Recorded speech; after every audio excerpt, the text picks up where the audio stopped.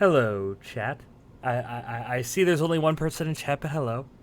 Uh, as customary, I'm the only one you'll be able to hear because I want to give everyone a moment to take a breath because this is going to be a bad one. And hello. Oh, come on. The webcam is. I thought I fixed the webcam. Ugh. Okay. This is gonna be a webcamless stream again. Hello, everybody.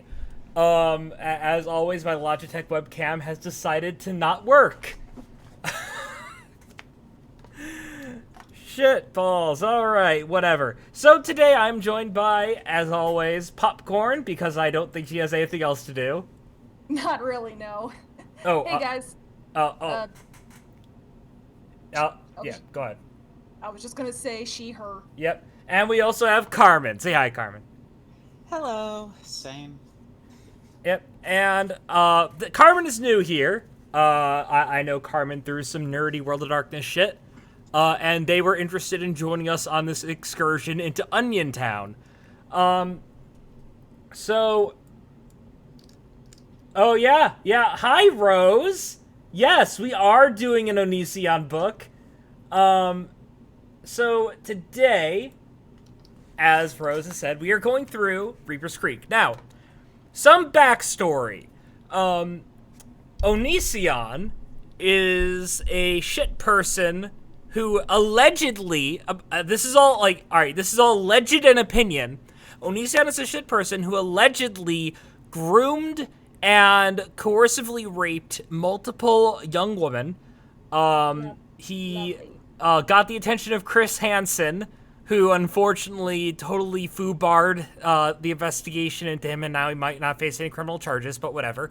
But before all of that, before the legend that was the Onision versus Chris Hansen debacle, we had these. Onision wrote 3 books. Stones to Abigail, This Is Why I Hate You, and Reaper's Creek. We tried to go through Stones to Abigail. That was where Piss Chad Alex comes from. The legend. The absolute legend. But we stopped midway through that book because of its glorification of school shootings. Now, I wouldn't mind continuing to go through it, but everyone else is like, nope, we're out, and I respect that. That's fine. I honestly don't blame you. I have a very high tolerance of bullshit. And his second book was not much better. No, his second book was actually worse. The second book, even in his own words, is like the worst part of him. It had rape and violence and just so many trigger warnings all throughout there. So we never finished the first book. We skipped the second. So why are we going into the third book? Well, the third book has less objectionable content, but it is batshit insane. And to give you an idea of what we're going into, I would like, on my own, just to read out loud his introduction. This is the first thing you see when you read the book. Ahem. Before you read this book, I want you to understand something. All of my books, Stone to Abigail, This Is Why I Hate You, and now Reaper's Creek, they are not works of pure fiction. These are stories from my own life mixed in with my imagination. Many of the things told in these stories reflect on who I really was, what actually happened, and what was going on in my mind. Stones to Abigail represented the better version of myself. Many of the events in that book happened in real life as well.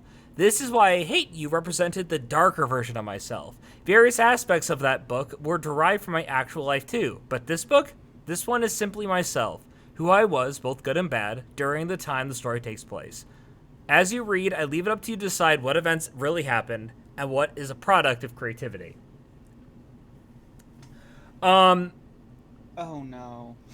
So this is him admitting that these books are basically self-inserts.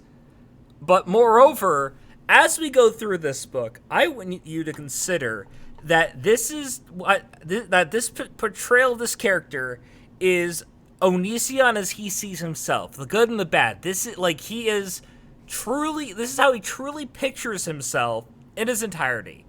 In the most realistic way possible, at the very least for when he was the age of the character in the book. Oh no, so we're essentially reading the same thing as if we were reading book. So yes, Rose, you can go. I will read the trigger warning you give. This does have some triggers in it. There is some questionable content involving a minor and an adult. Go figure, Onision. It doesn't get explicit, I don't believe, but it is very uncomfortable. Yeah, pedophilia. It does not breach terms of service in any regards, but it portrays portrays pedophilia in a good light. Yes, it is in depth. It is. I don't remember how in depth it is. We can always gloss over it when we reach it and maybe edit it out. I don't remember how explicit it gets. When we get there, I am sure someone that has read this before or has read reviews of it will scream at the top of their lungs, and we will address it when we get there. As unfortunately questionable as that is, I still desperately wanted to read this book because of how off the fucking wall it gets. So with that in mind, we're gonna dive in. Yeah, basically, I told myself earlier today, like, comparing Onision's 3 books, in my humble opinion, the ratio of what the fuck is going on to what the fuck is wrong with you is much more leaning towards the former in this book. Yeah. Okay, just a question here, just because I'm not as familiar with this person as others are. How close does this get to Sonichu levels of crazy? Depends on how you define crazy. Sonichu kind of works with disturbing imagery mixed with self-inserts and deep psychological dives into the writers. Yeah, this is full on Sonichu. Oh, this is gonna be fun. Yeah, no, if this book is very much a dive into his, like, if you read all 3 books, it gives you a very good idea of how Greg not only sees himself but sees the world. And given that his father was actually interviewed, in which he disputed, like, of course he would. He disputed all the stories that that Greg has told about his father being an abusive shit. Of course he would do that. But given Greg's track record of being a compulsive liar and abusing DMCA and tons of other shit, my sound balance is forever borked. I'm not a sound engineer. There's not much I can do for it.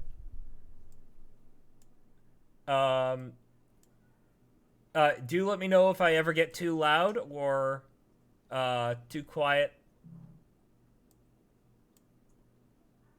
And we will get started with Welcome to the Creek.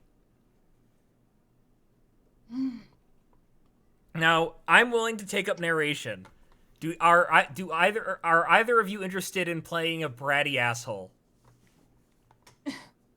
I already do that in our vampire game. I'm not doing it here. Oh, the Discord's quiet. Okay, hang on. Alright, guys, say something. Hi. Okay, hello, yes. What's up, y'all? Alright, that should do it. Alright.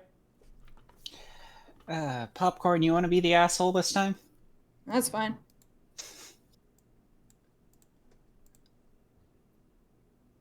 Alright, I will play the asshole, don't worry. Alright. I was home, finally. My father had taken me so many places when I was in Ohio.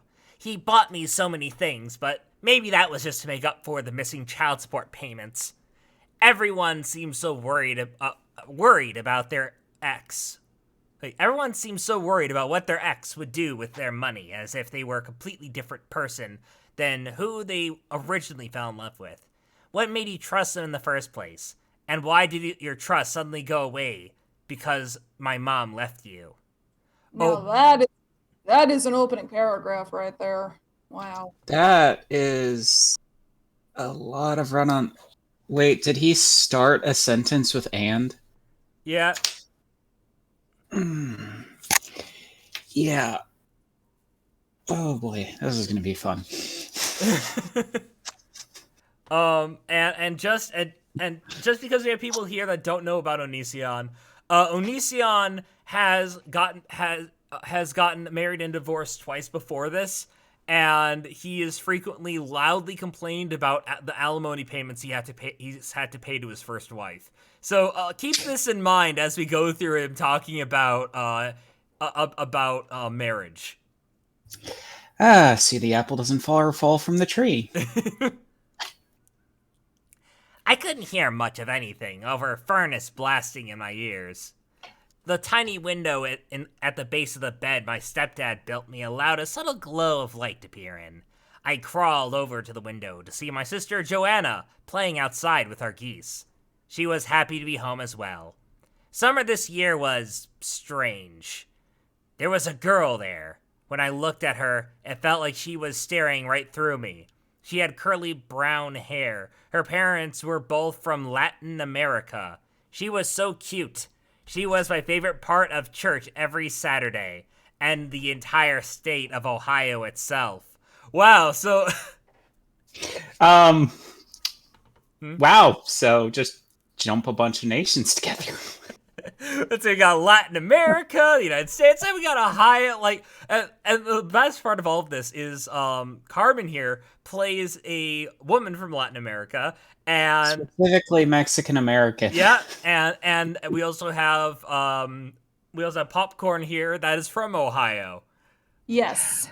I'm from Pennsylvania and Florida, so this sounds like an average day at church when I lived in Florida. At this point, she is my main reason to return next summer, as I have no idea what to do with my father. Joanna just says, ditto, whenever she talks to my dad on the phone, after he says he loves her.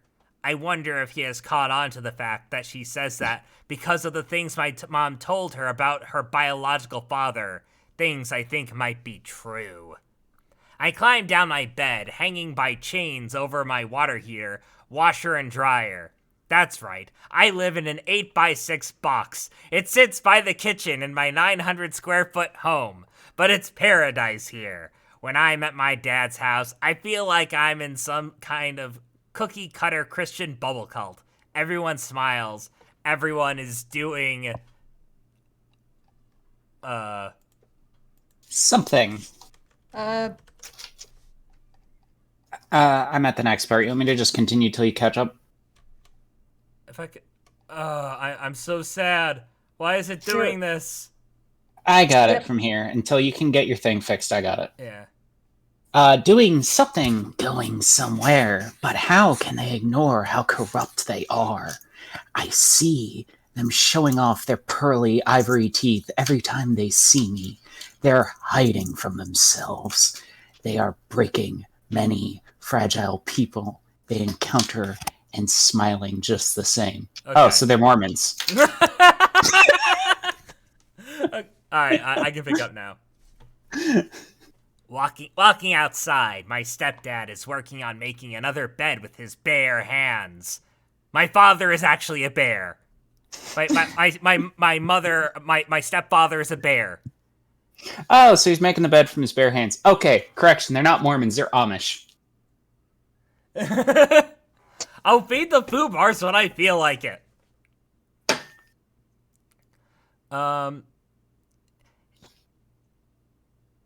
Just like the bed he made me. The bed that somehow allowed me to exist with my own space in such an unlikely place. Where would I be going to bed without a contraption he made? In the bathroom? Or maybe we just hang a blanket from the ceiling in our wooden front room. Wow. Missing an editor there, babe? Maybe? Actually, he has outright said that he doesn't use editors. Uh, Yeah, it's that kind of author. did he proofread it at all?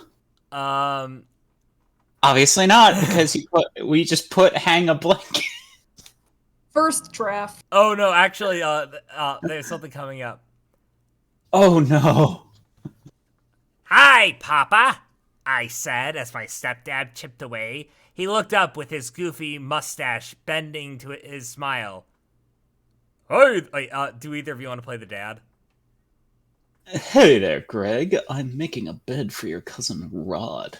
Even though the character in this book is not named Greg. Yes. Like legitimately, the character isn't named Greg. I don't remember what his name is yet. Because he hasn't told us his name, but it's not Greg. I think it's like David. Yeah, it's David.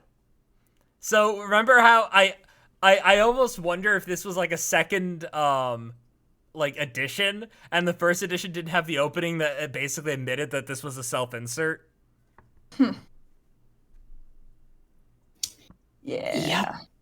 Anyway, I smiled and replied, "Oh, good," and thought about what he was getting out of it. My stepdad had so much time on his bare hands. Maybe he was putting food on the table, or maybe he was just trying to be everyone's friend. The problem with friends is they aren't bound to you by blood. There is no promise they will never go away. Sometimes I feel like my real friends are the woods that surround my house, the creek that runs by it. They don't leave me. They don't lie to me. They tell me who they are, and they never change. Oh my god! Also, you were giving way more description than was actually written down. Really? You said so much time on his bare hands. It just says his hands. Yeah, I know. I was reading in the bear hands again because his dad is a bear. Yeah. Oh, right. Yeah, he is a bear. And want to know the best part? This character is supposed to be in middle school.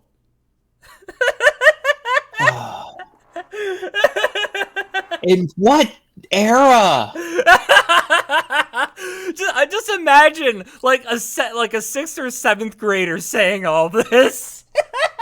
This sounds like a Gen Xer trying to pretend to be a Zoomer while writing a story.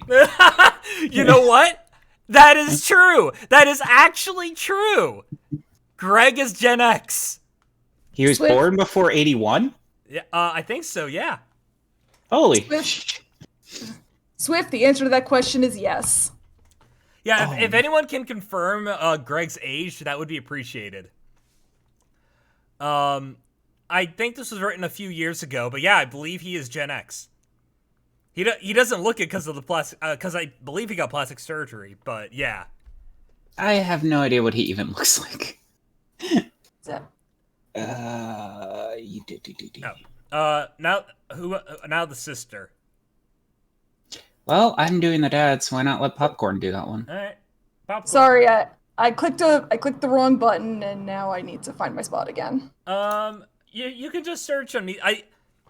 No, it's fine. His name, I think his name is Gregory. I don't know. He's changed his name so fucking often. We're on 13. Page 13. Oh, yeah, I got shit. Yeah, he was born in 85. Oh, so he's a millennial. God, he's an older millennial, but he's older than me, but only by a few years. Yeah, and he's trying to get with like 20-year-olds, early 20s, not like 18.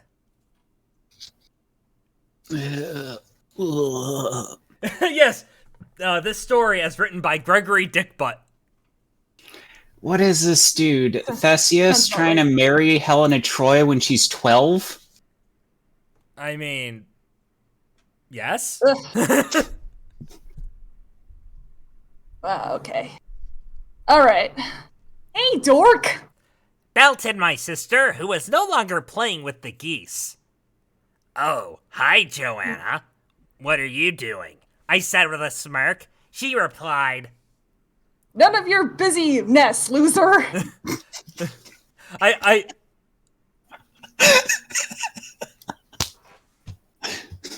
Why is it written like that, though? Seriously. I think he was trying to do none of your business, but he broke it up wrong.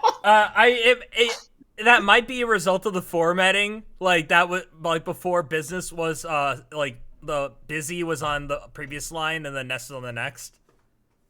Yeah, but still, it would read busyness. If he was trying to do none of your business, like a teenager would say, it would be 3 hyphens, not 1 split down the middle, because you do BUS hyphen INE hyphen SS. You are to spread it out.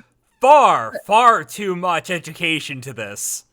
And I'm just thinking about how like Microsoft Word automatically, if you do the auto fit, make each paragraph square, it automatically does. It breaks words up like that. You don't have to insert the hyphen yourself. Like I said, fair enough. That might be how it came. Yeah, this was pulled like. This is what happens when you find a random scan of it online. Fair enough. This was Also, I just want to bring up 2 things. One, I know Crimson Rogue already said this, but why is Joanna getting his attention if she doesn't want to tell him what she's doing? And 2, just hearing, oh, hi, Joanna, just makes me think of Michael Rosen. Alright, this was typical. Joanna being irrational. Why did she say hi to me if she did not want to talk? Oh, right, to call me a dork and move on. My sister inherited my bear father's brain.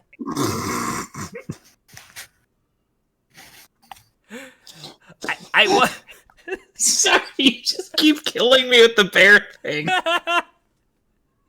I wanted to go up the trail to swing alone, but I felt a familiar wet dew on my feet. Of course, I wasn't wearing socks or shoes yet. Hey, oh, no, it's you. Hey, Daniel! Oh, wait. Hang on. Wrong voice.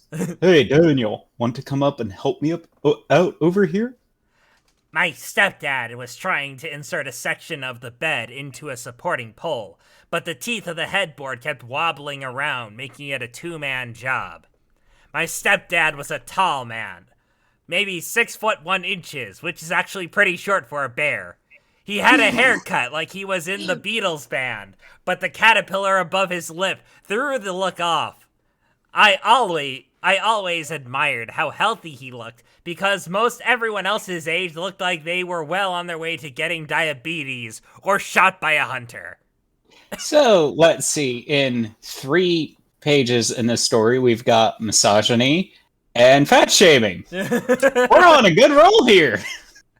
And diabetes.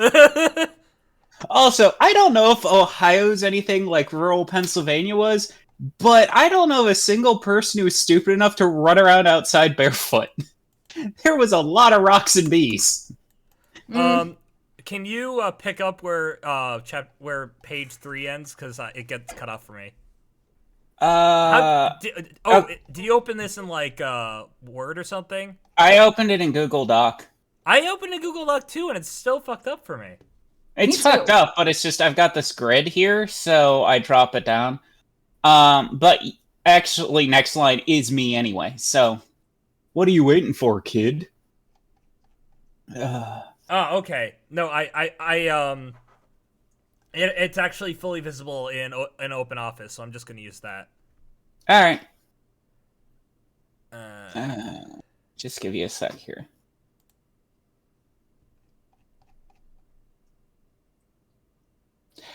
Oh, that's why. It's a fucking DOCX. Yep.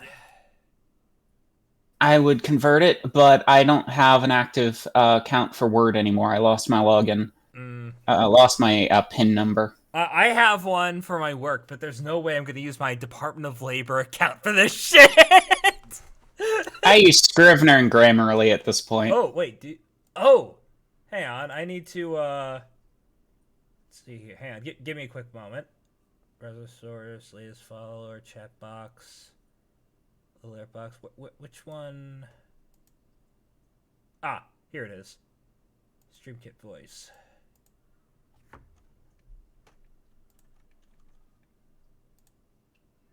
StreamKit voice widget. Add source.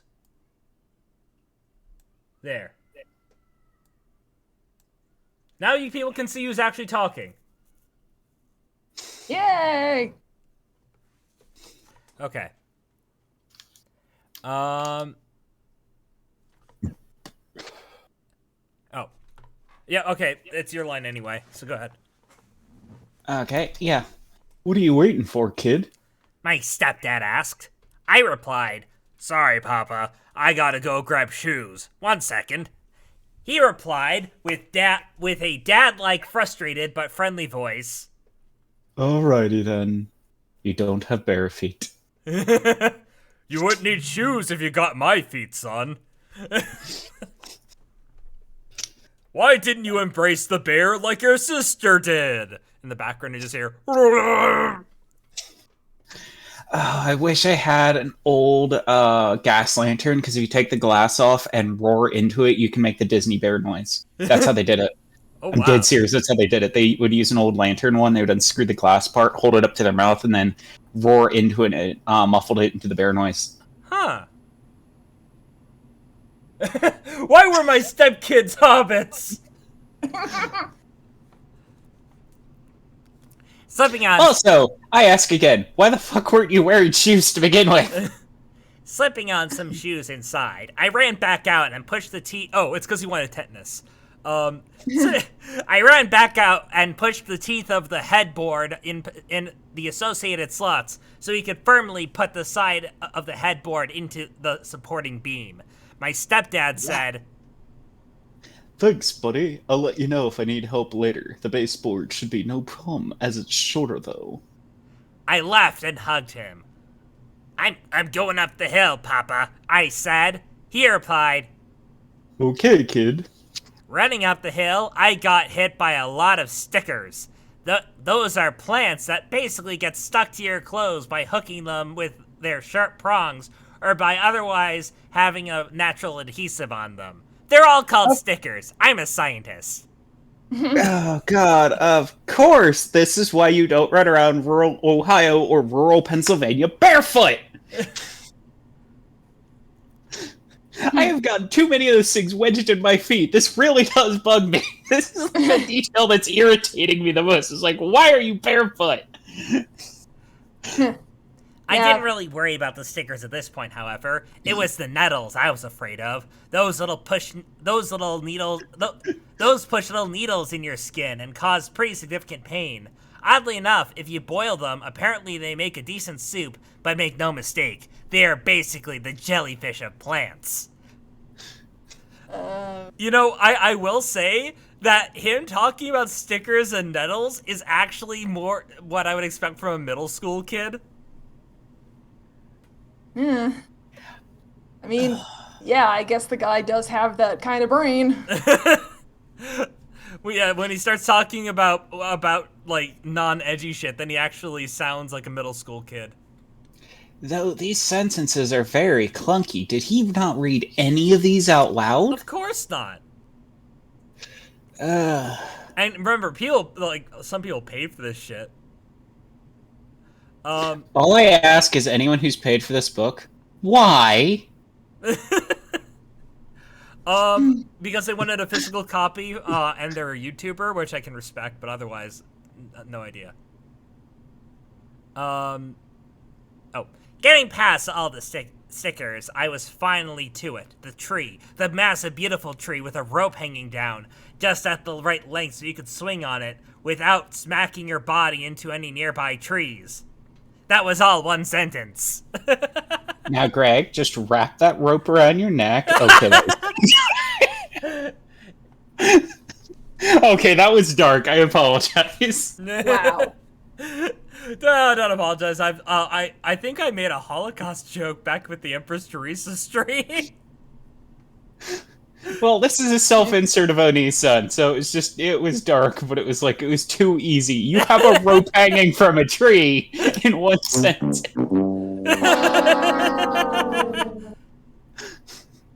Climbing up to the black and yellow twisted rope, I grabbed on and began swinging around. Woohoo! I screamed almost every time. I was so happy to finally be at the place I belonged. It didn't matter, I was wearing my pajamas still. Why are you running around the woods in Ohio wearing shoes and pajamas? Okay, he's wearing pajamas, so now in this story he's just running around in a onesie. That's all I'm... No, even it's better. a funny onesie. That's what I'm better, picturing even now. better. He's running around in that onesie while wearing shoes over the shoes of the onesie. Plus this next part of the sentence. I gotta, it didn't matter. I was wearing a shirt supporting a non-Christian TV show. I wasn't at my biological dad's anymore. I was alone in the woods. I was free from Christianity and non-bare parental figures. Yeah, And so I don't have to watch Salty Salvation Celebration. In these woods, I would not be faced with the horror that is Bible Man. Yeah, so I'm just picturing him wearing a onesie, tennis shoes, and a SpongeBob shirt. No, it's a SpongeBob onesie that it's a Chinese knockoff SpongeBob onesie. So it has like SpongeBob's face like awkwardly placed like in the middle of it. Yeah, and now back at the house, you just hear Salty Salvation Celebration playing on the TV. Seriously, whoever named that really did a horrible job, because it sounds like a porn. It's a real music show for Christian kids.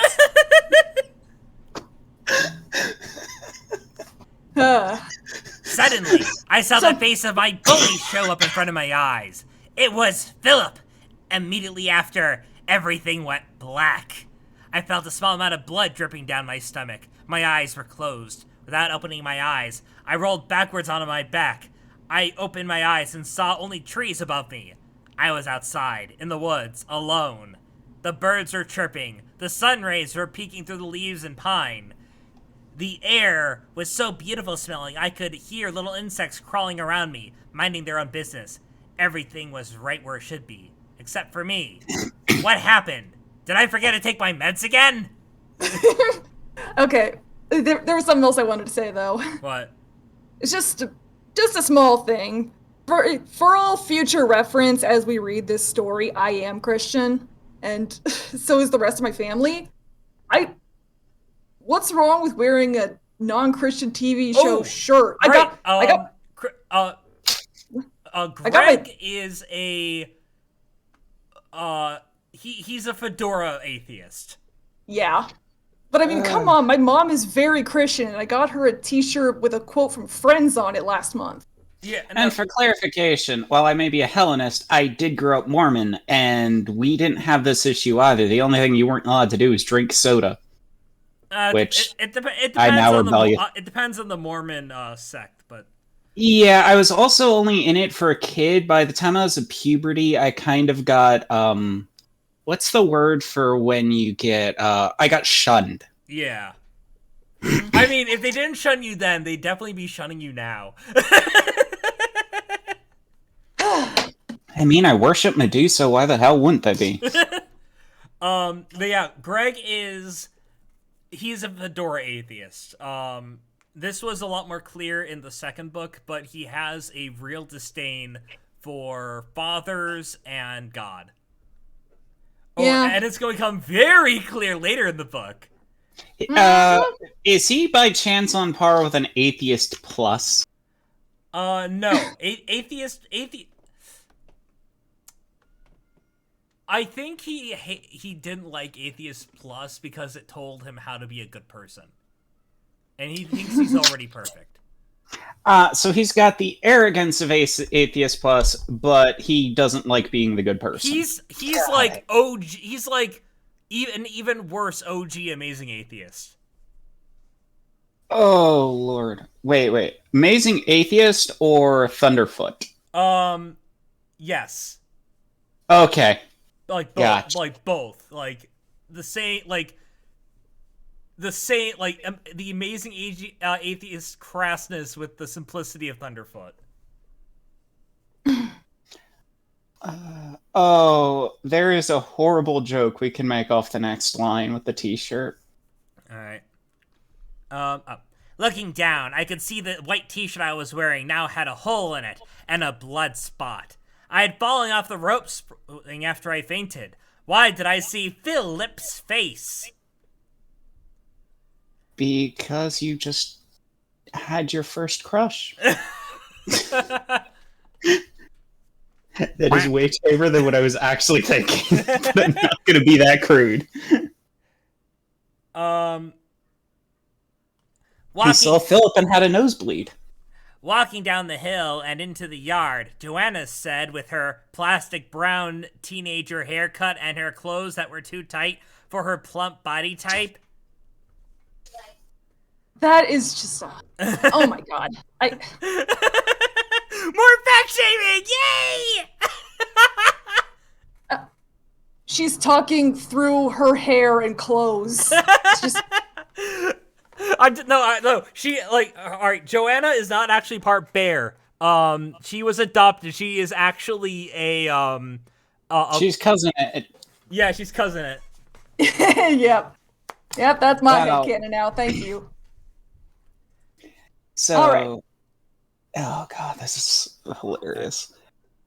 So, considering this is the second time a certain word has popped up, I'm going to voice Joanna as Kevin from Ed, Edd and Eddy. Okay. Oh my god, Dork, are you gonna die or something? I replied, yes, Joanna, I'm gonna die. Don't come to my funeral, you would somehow make it suck even more.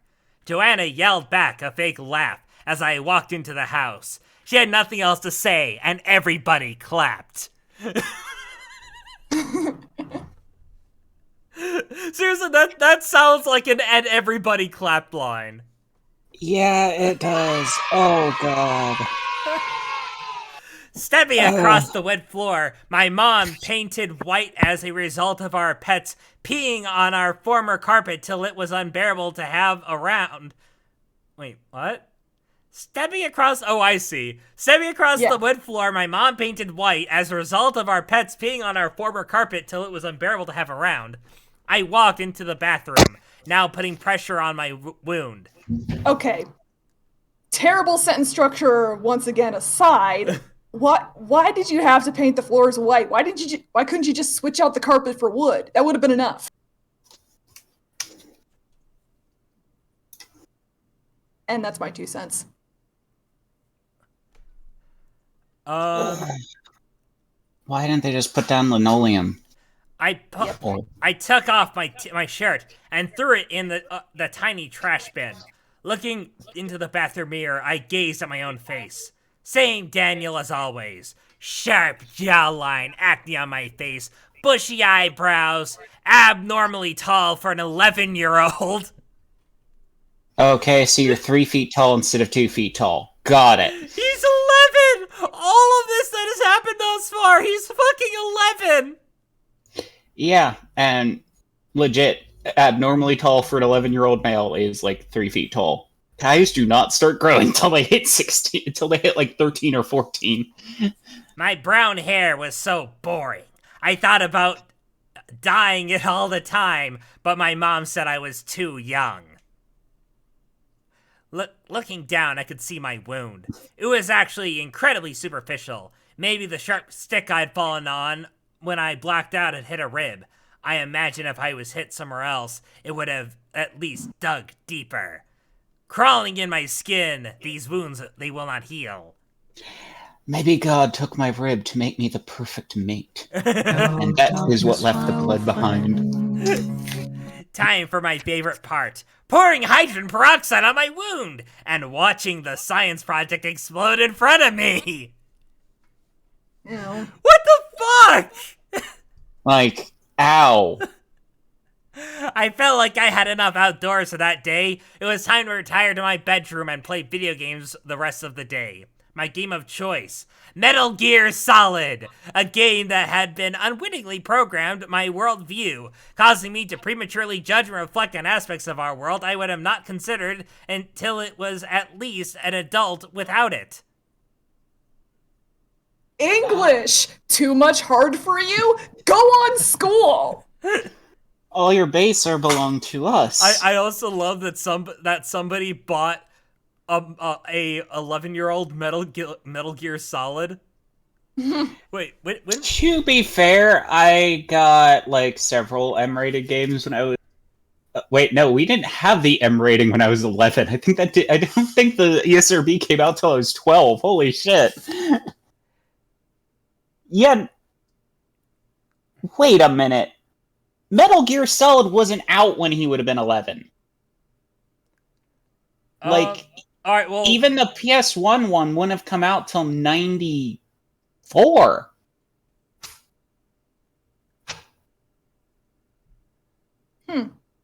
So, one of two things is true about this.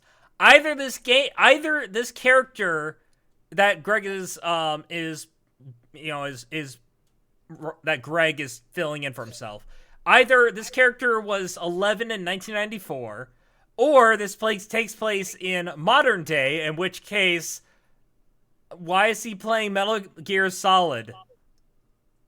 I'm looking this up. When the hell did this come out? 1998, the first one came out. He was born in 85. I was wrong. It wasn't 94, it was 98. That's right, the PlayStation wasn't out till the late 90s.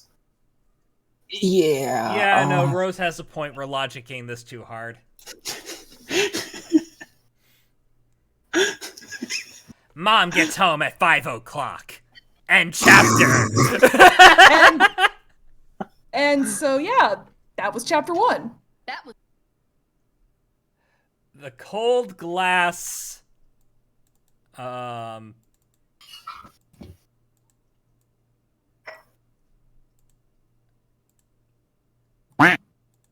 Cold glass what?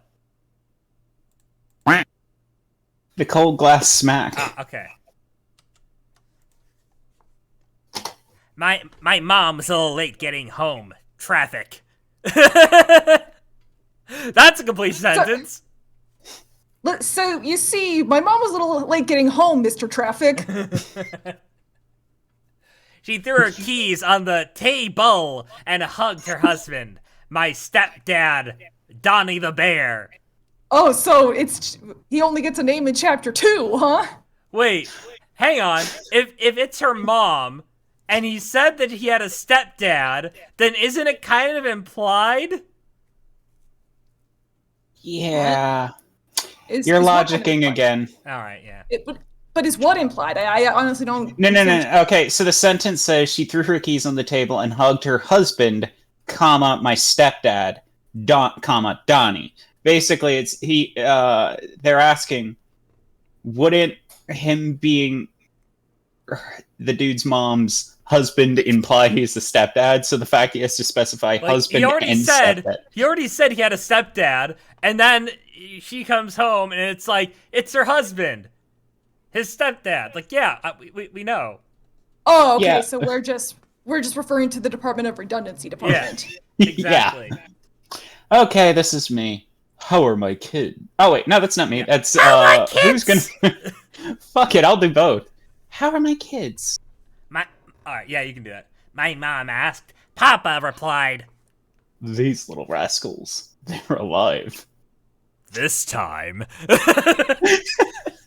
My mom glared at Papa, clearly not satisfied with the bare minimum requirement that we not die on his watch. I hadn't even read that far ahead. My mom proceeded telling us to fend for ourselves for dinner, with her matted down, dyed red hair and basic makeup smeared after a long day's work. She was out to shower and spend the rest of the day watching VHS movies on her 13-inch TV in her bedroom, lying on a custom log bed Papa had made her. Wow, 13-inch TV. So expensive. Well, I mean, I'm being sarcastic. it depends on when this is supposed to be taking place. I know. I had actually it's just the weird number. I had like a 15-inch, I believe, when I was younger. But CRTs are like 15 inches bigger than that. You did not want one. They were heavy. Oh yeah, no. Rose is right. Papa would have bare requirements. It's the bare minimum. It's the bare minimum requirement. Swift said it though. Oh, Swift did say it. Like, oh yeah, I'm sorry, Swift. I took the joke from you.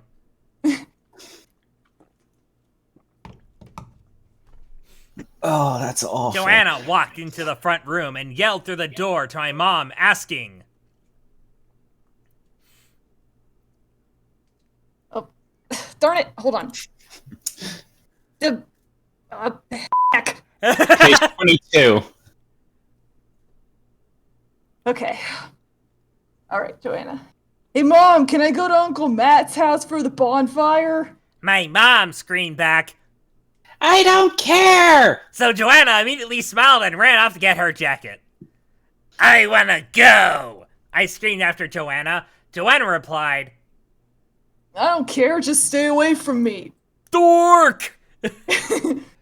You gotta get Kevin screaming dork on your soundboard. I do. I smiled and ran to get my own coat as well. Our neighborhood was a quiet place.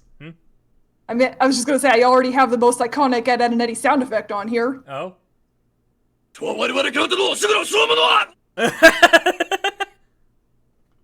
You need one of just Ed saying gravy. Yeah.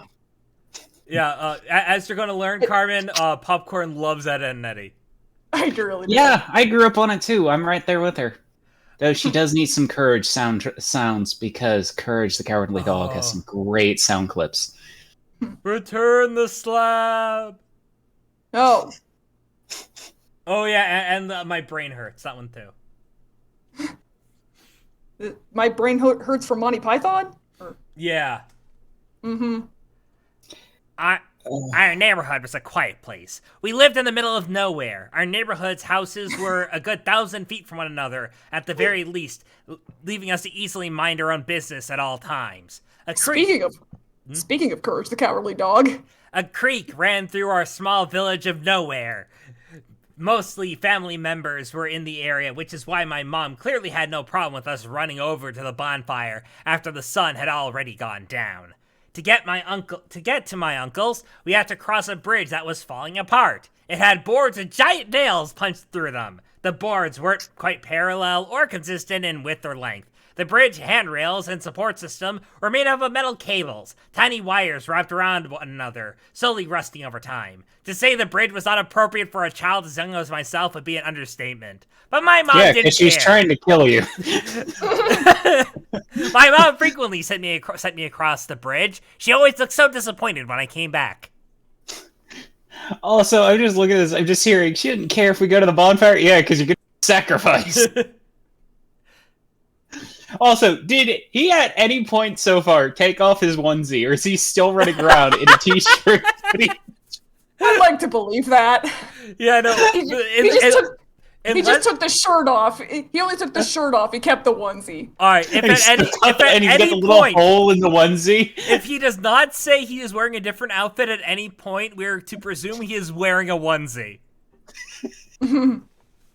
Then that will be what he's wearing. If he it never says he's wearing something different, that is what he's going to wear for the rest of the book. After crossing the slippery bridge in the dark, we could see the bonfire, people laughing and clearly almost mostly intoxicated. My mom trusted my family, but considering how much alcohol ran through our bloodline, I'm not sure why she would at this hour. Because she's surprised you're alive. You don't have blood, you've got booze. The night was most... yeah, so one side of the family is our bears, the other side are anthropomorphic beer. Just anthropomorphic beer. No. They specify alcohol, so it's just shitty Bacardi knockoff. My sister Joanna was very short and stout, and by stout I mean her blood was mostly alcohol. The night was mostly uneventful, till one of my uncles offered me some whiskey. I was mostly opposed to drinking alcohol and drugs in general, but I was even more worried about drinking off the same bottle as my uncle. Strangely enough, I am more anti-germs than anti-drugs, and I am really anti-drugs. Yes, because only losers do drugs. Which is why I run around barefoot outdoors. In a onesie. Come on, Daniel, take a sip!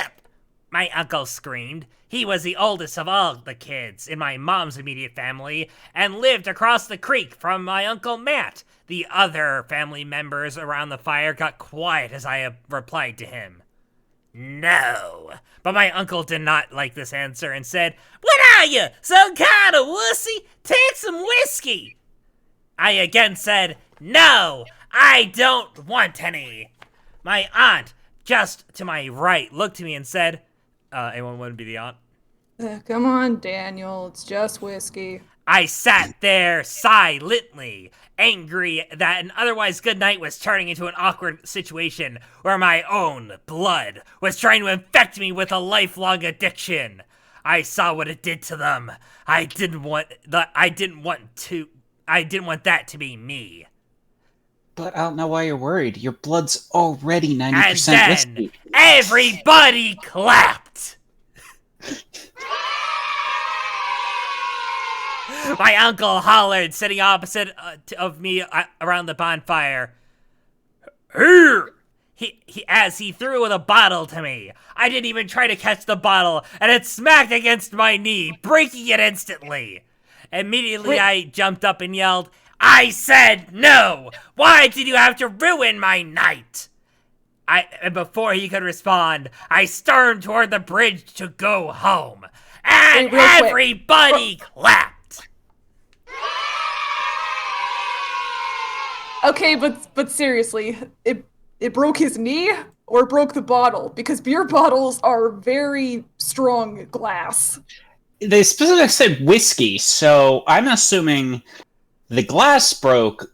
I'm hoping his knee broke because you don't want whiskey spilled near a fire. I mean, this is a full whiskey bottle, and whiskey and those bottles are pretty damn tough. Uh-huh. Yeah. And all this is making me think of is the time I accidentally dropped a gas can into a bonfire and lit my leg on fire. Wow. Dead serious. It was just an accident. Like, luckily I was wearing fireproof pants, but it was like, I still had a singed leg for a bit. Okay, so now Greg is running around in a onesie with tennis shoes and a broken leg. And His we're knees only just on... bending the wrong way. There's only one thing you can do: bend your kneecaps in the wrong direction. Wait a minute. They've changed his name twice now in this story. They called him Greg in the beginning. Well, then I don't think they called him Greg here. It was just Swift calling him Greg. But there are other instances of it for sure.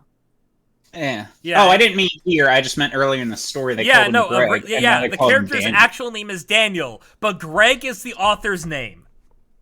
I just call him Greg because that's who this kid is. Yeah, the kid's just Greg. It's not Greg as a child, it's just Greg. Oh god, no. Alright, even better. The character is wearing a SpongeBob onesie, tennis shoes, a broken leg, and he has the face of Gregory, a nearly 40-year-old man. Oh, come now. It's not a broken leg, it's a broken knee. You gotta have that body horror in there. Alright. My sister Joanna was in my Uncle Matt's house, so he didn't see what happened.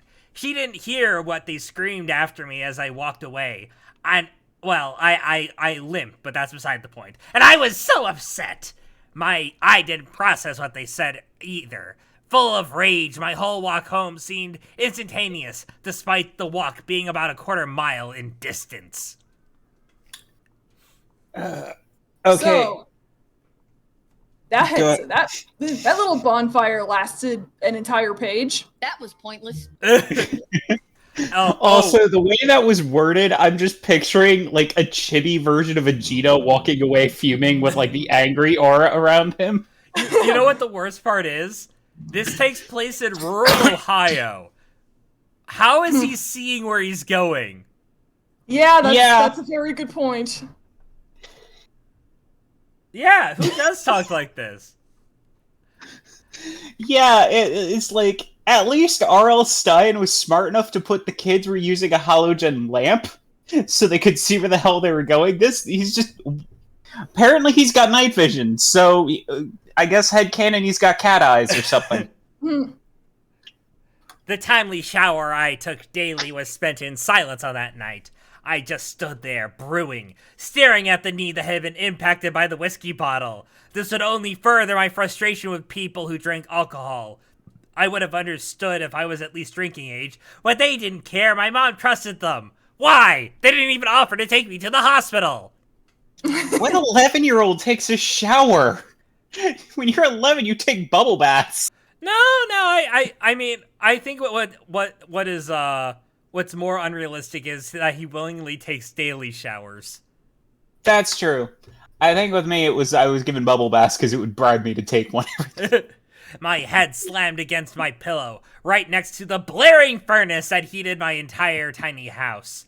The burning gas-filled sound was a welcome relief from the disappointment I felt for my family that night. I knew if I was an adult and saw another adult trying to get a kid to drink alcohol, I'd throw them in the creek head first and commit assault. But no one else did anything. No one defended me. An 11-year-old, who I am. An 11-year-old thinks aggravated murder is the proper thing to get alcohol. My eyes closed. How could this night get any worse, I thought to myself, not realizing the night was not over yet. My dreams owned my sleep and soul. They were about to take me to a place I had never been before. And we are diving right into the weird shit. Are you guys ready? Yep, that sure was a segue. Let's do this. Something was... Oh, go on. So far, all of this has just been pointless. Are we finally getting to the actual story? I mean, kind of. Something was very different. I felt a chill to my bones. I woke up in darkness, no longer in my bed. I was in the middle of a massive nothing. No signs of walls. No sign of a room of any kind. Just silence. I could hear a crackling noise, but it wasn't with my ears. It was like a noise you remember, only this was playing in the back of my skull.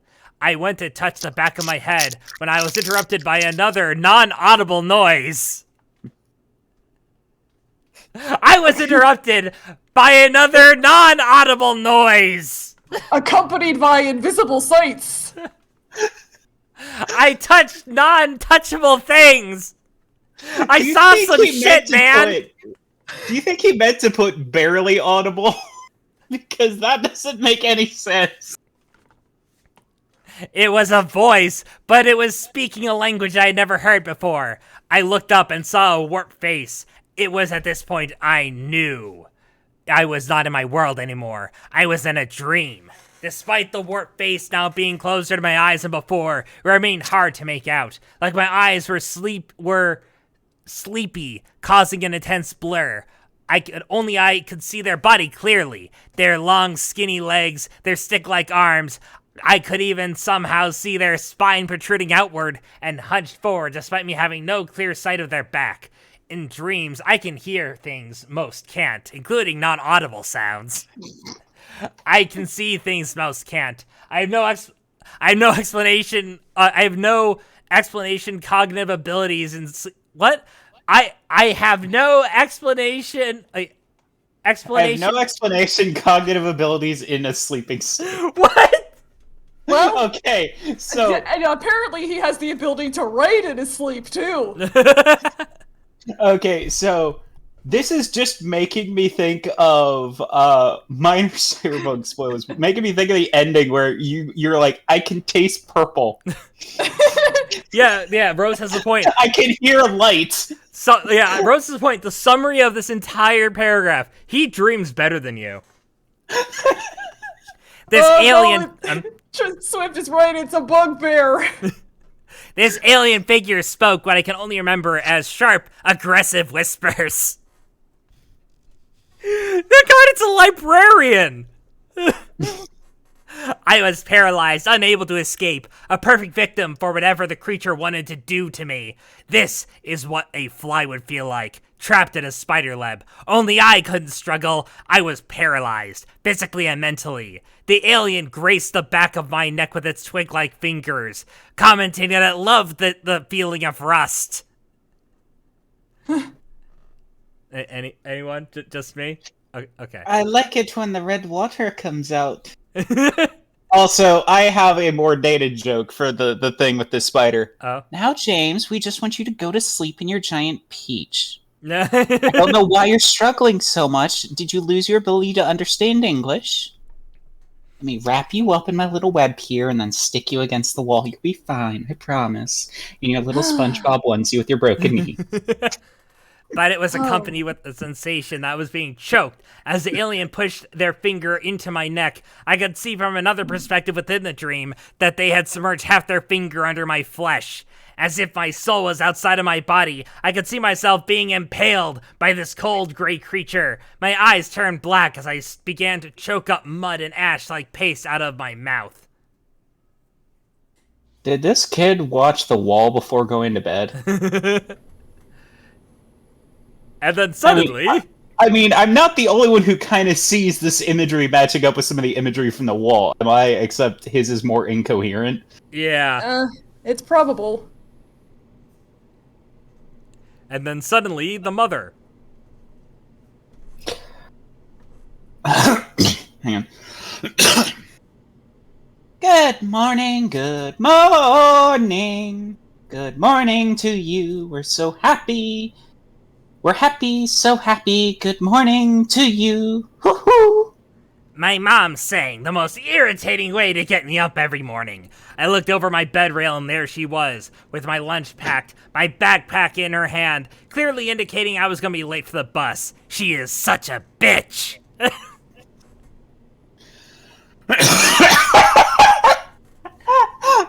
Pig, that was great, good. You almost made me spit on my computer.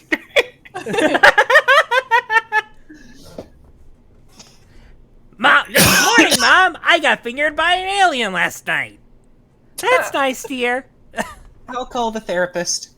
Time to go to school. End chapter. But why are we going to school? We don't need no education.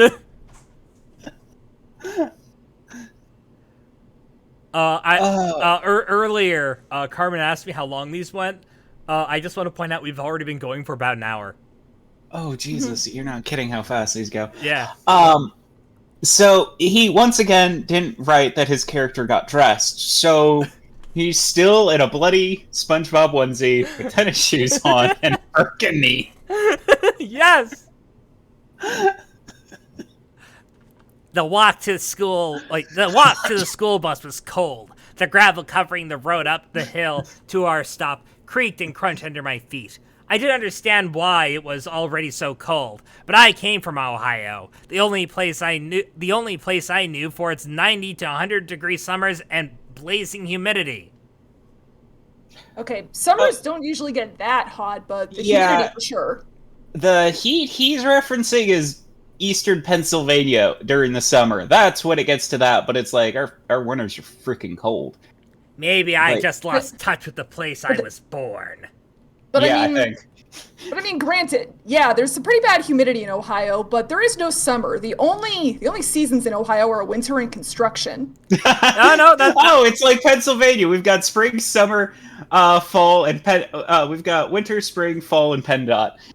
No, that's definitely the Chicagoland area, winter and construction. Midwest. The cold breeze, the gray skies, the place I knew to be everything became a faint memory after being in Ohio for only a few months, yet it still felt like home. My cousin Michelle was at the top of the hill waiting for... My cousin Michelle was at the top of the hill, waiting for the bus as well. Joanna remained silent as we walked up. Hi, Michelle, I said as our quarter-mile walk came to an end. Hi, Greg and Joanna. Michelle the robot. Shit, that was terrifying. Michelle the robot replied. Michelle the robot had her metal bangs cut in a straight line. She had dirty, rusted blonde hair and rust all over her face that made it look like freckles. She was always a geeky looking robot, but that was because we were only a year apart in age. We hung out a lot. Okay, Hell- so Rose did ask a question, is he naked? Yeah, that's what we're assuming because he has not listed himself getting dressed at all yet. I mean, he that might be sort of implied, but it's Greg. We're gonna Oh, give him a hard time. she raised a good point because he took a shower, which means he took off his clothes. Oh, But yeah. he never specified he got dressed again. So I mean, currently in this story, he's naked. Wait. Why are you assuming he took his clothes off to take that shower? Exactly. That's my point.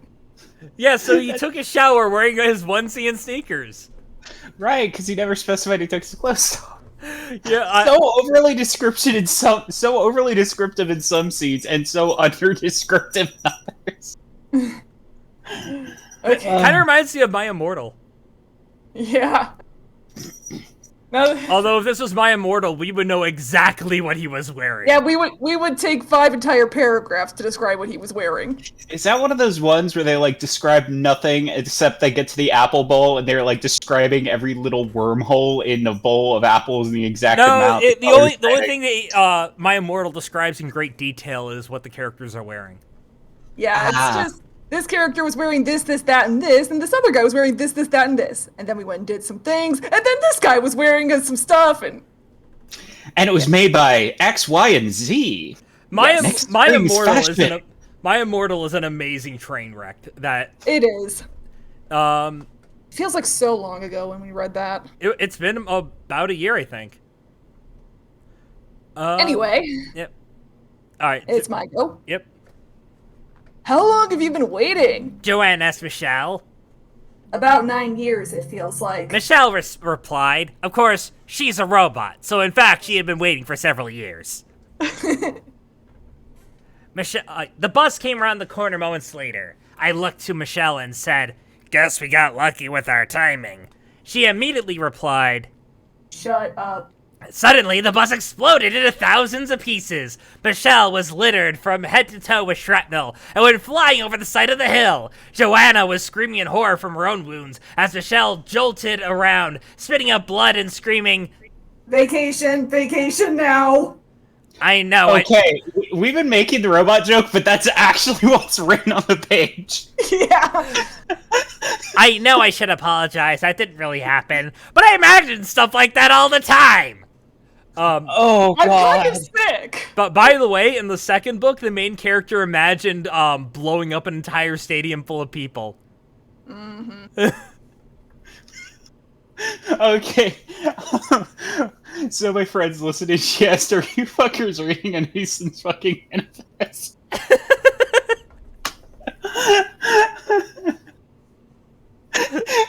Okay, somehow that entire imagination secrets wound up matching too perfectly with our joke.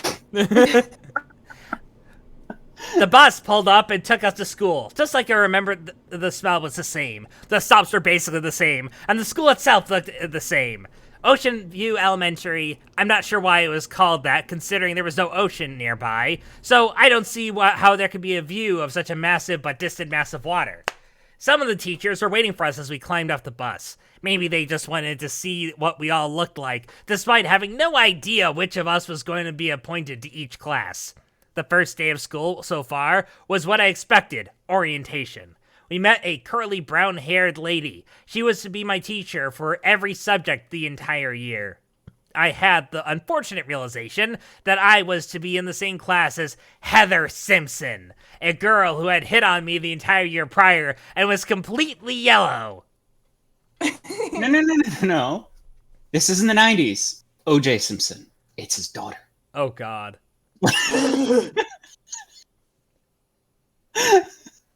She would follow me around the halls out to the playground. Everywhere there wasn't a boys-only sign. You know, that strict law that says boys-only signs must be upheld. Oh my God. Heather was built like an Amazonian child would be, only bulkier. She had blonde hair and blue eyes, and despite how that sounds, it was a pain to look at. Maybe it was her crooked teeth, or maybe it was her bad breath one could only smell from many feet away. Okay, so we got puberty shaming on top of fat shaming on top of misogyny. Have you noticed that every single character description that's been negative has been for a woman or female? Yep. Mm-hmm. Amazonian child, an 11-year-old girl. Now I'm just imagining like the I'm Amazonian. picturing the Trunch Bolt as an 11-year-old. No, I'm imagining the Amazonians from Futurama, like that actual size, but in a 6th grade class. No, an elementary school. No, in a 5th grade class. So that size just sitting there. It's like, where does Snoo snooze at recess, dear? I want snooze soon now. Oh God. After a lot of time killing, our teacher finally released us for lunch, then recess. My favorite activity to take part in on the playground was the swings. I liked to swing as high as I could, then jump off. There was a ton of sawdust, so I didn't really worry about falling on the ground. Today, I wanted to get further than any of the other kids, so I swung back and forth as hard as I could. But I landed short of the boy next to me, so I tried again. But again, I landed short. Climbing back. Maybe you should stop considering your broken knee. God, now I'm just imagining that he breaks his other knee and he spends the whole book crawling around. You just hear a chicken bone crack every time he walks. Climbing back.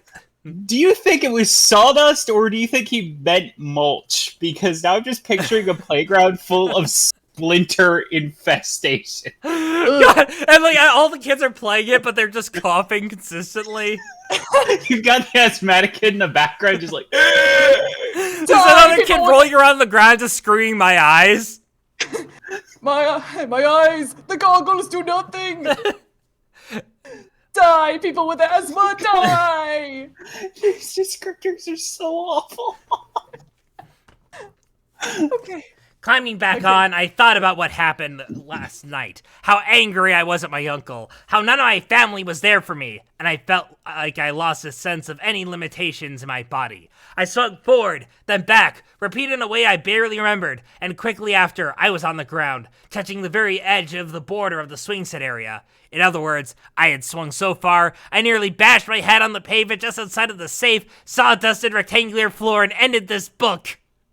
Wow. Okay then. Oh my God, Daniel, that was insane. You were like a bird. A voice came from the side of the playground. It was my friend David. This was the first time I had seen him since last year, and I was immediately filled with joy. Yeah, David! So Stones to Abigail had Davis, and this book has David, and they're virtually the same person. And just as annoying. I wonder if he will be. I wonder if he'll be as weird as Daniel as Davis was in the last one. David, David!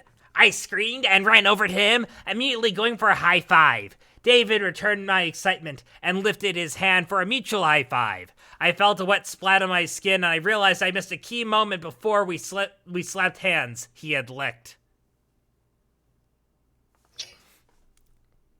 Oh, his hand as I lifted mine. Because David is and always will be disgusting. He's my friend, but he's disgusting.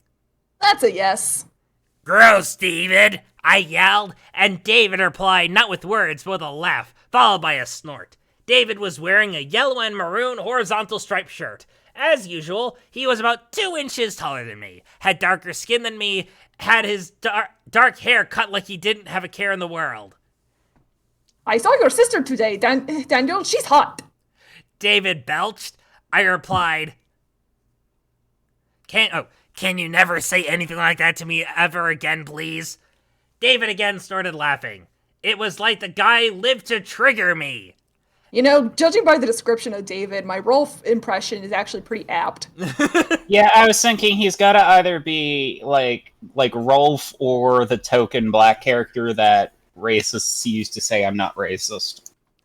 As we tried to catch up, the bell rang for us to come back in. David went for another high five, but I just ran away screaming, "No, David!" As I walked into Bad David. Okay, there's some... Did you just notice here? He wrote the whole swing thing as a way for him to have empowerment and be badass and shit. And then he ends that segment with him running away screaming because he got spit on. As I walked into the classroom, the teacher announced to us that she had already gotten through all the material for the day. She concluded that we should move on to start one subject of our schooling early, so we had more time for a butterfly project in the coming days. The subject we were to cover today was science, more specifically dinosaurs. This is a day I'd remember for probably the rest of my life, as I was about to see something I had already seen, something I never wanted to see, but I've been forced to experience the sight of it again and again. Science! My teacher pushed in the VHS, and at first, everything seemed normal. It was a generic film about reptiles that had lived on Earth long before humans. No big deal. But then the narrator began talking about a concept that had no real scientific value that I could think of. He asked the question, what if human was combined with a dinosaur? Aliens. See here, I was wondering if Popcorn had a Bill Nye clip, just the Bill. Because they're in school at a VHS tape. That's the first thing you think of. And, you know, that is another good thing I should put on there. You know what this is? They're watching Ancient Aliens. Also, God. Wasn't the idea of combining humans with dinosaurs a rejected concept for a Jurassic Park sequel? Yes. Yes, it was the original Jurassic Park 3, and I read that script. How was it? It wasn't as bad as people made it out to be, but it was not good. I know where you can get the script, too, if you want to do a reading of it someday. We could just all act it out. Oh, Lord. She concluded, hearing this, I immediately scoffed. My condescending reaction was muffled quickly by the image they showed after. It was the alien.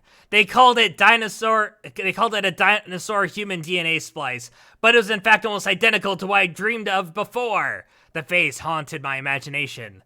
Was realized in the physical world. This was the first time I'd seen anything like it with my own eyes. Hang on. Sorry, I have to do this joke. David! From Jurassic Park 3, where he's having the dream of the dinosaur. He's David! Like, David! Wow. Immediately, I stood up and left the classroom. The teacher didn't remember my name, so she just yelled after me, Student? I ignored her and walked toward the principal's office. I was lost in horror and thoughts, how the rest of my class reacted. It was like none of them had ever seen before. The alien. Which is why was I the only one who seemed upset? Why would they show that to such young kids? Why did they show that to me? Okay, now I know this wasn't written, like an 11-year-old would see that, even if, like, most 11-year-olds would see that and just go, cool! That, or if they really did have that nightmare before, they'd be screaming bloody murder. Yeah. They would not just composedly just walk out. Well, at this point, not walking out, just kind of limping on that broken knee. At this point, the leg is totally ruined, so he's just handstanding everywhere. He's doing the Sebulba from episode 1, just walking on his head. As I walked into the principal's office, the plump, short secretary wearing a tacky flower dress immediately asked me why I was there. Rarely do kids wind up in the principal's office area on the first day. I replied, I need to call my mom. And I did. To my disappointment, but not my surprise, my mom was away on one of her many jobs. I asked the secretary with tears beginning to fall down my cheeks, can I stay here till it's time to go home? The secretary saw I was struggling and incredibly uncomfortable, so she called the principal out of her office.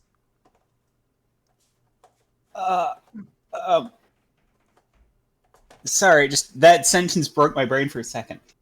What's your name? That said the principal, as she slowed in her approach towards me. I'm Daniel. I want to wait here till the bus comes. Then I want to go home. The principal tried to get me to explain what was wrong, but I didn't want to talk about it. They called over to the class and had a student bring me my belongings from the room I abandoned. There I waited till the buses were ready to take me home. I didn't talk to my sister or my cousin the entire walk down the hill. As soon as I got through my bedroom door, I closed it and planted my face in my cheap foam pillow. I was going to wait till my mom got home to say anything. Wait, when was... Alright, seriously, when is this taking place? Because cheap foam pillows weren't really a thing in the 90s. Yeah, no, we had down pillows. Also, the lie that broke my brain was the secretary saw I was struggling and incredibly uncomfortable. And I was like, just the way it's written on the line, it broke my brain for a second. I was like, what the fuck is he trying to say?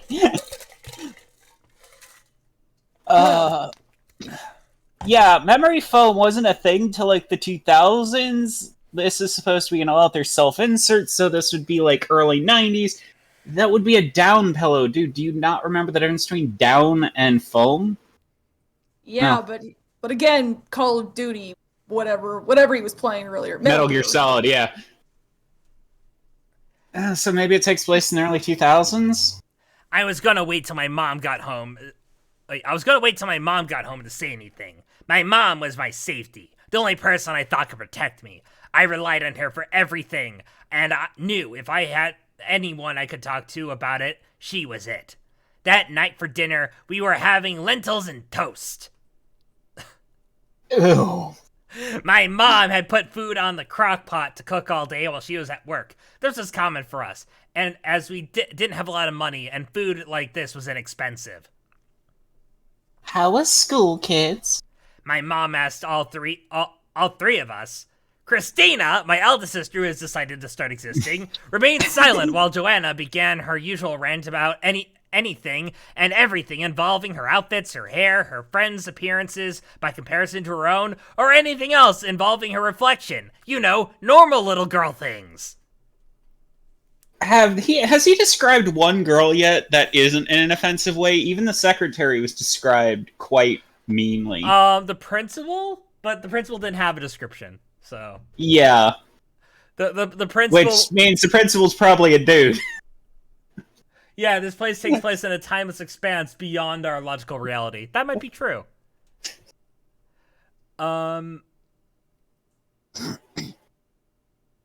After Joanne was done talking about the most superficial of topics, my mom turned to me and asked how I was. I replied, "The teacher showed me a picture of an alien on a video and I cried." My mom's face went from curious to angry in seconds. She replied, They showed you a scary alien? At your age? I replied, "It had dark black eyes, scales, it had no nose, but it had tiny holes where its nose would be, and they said there was a dinosaur human, but it looked like an alien."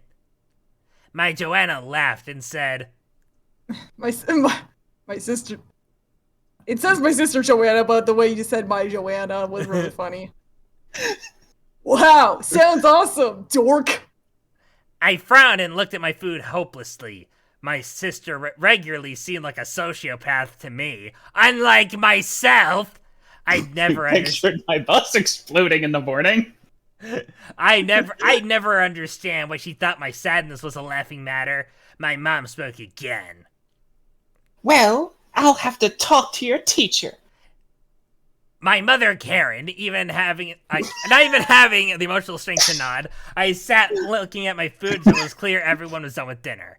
After I put my head on my pillow, a final time that day. My fears had become realized. The creature I dreamt of before had more strength than ever. He was here now, waiting in the black, all because of ancient aliens! His pillow fro a final time.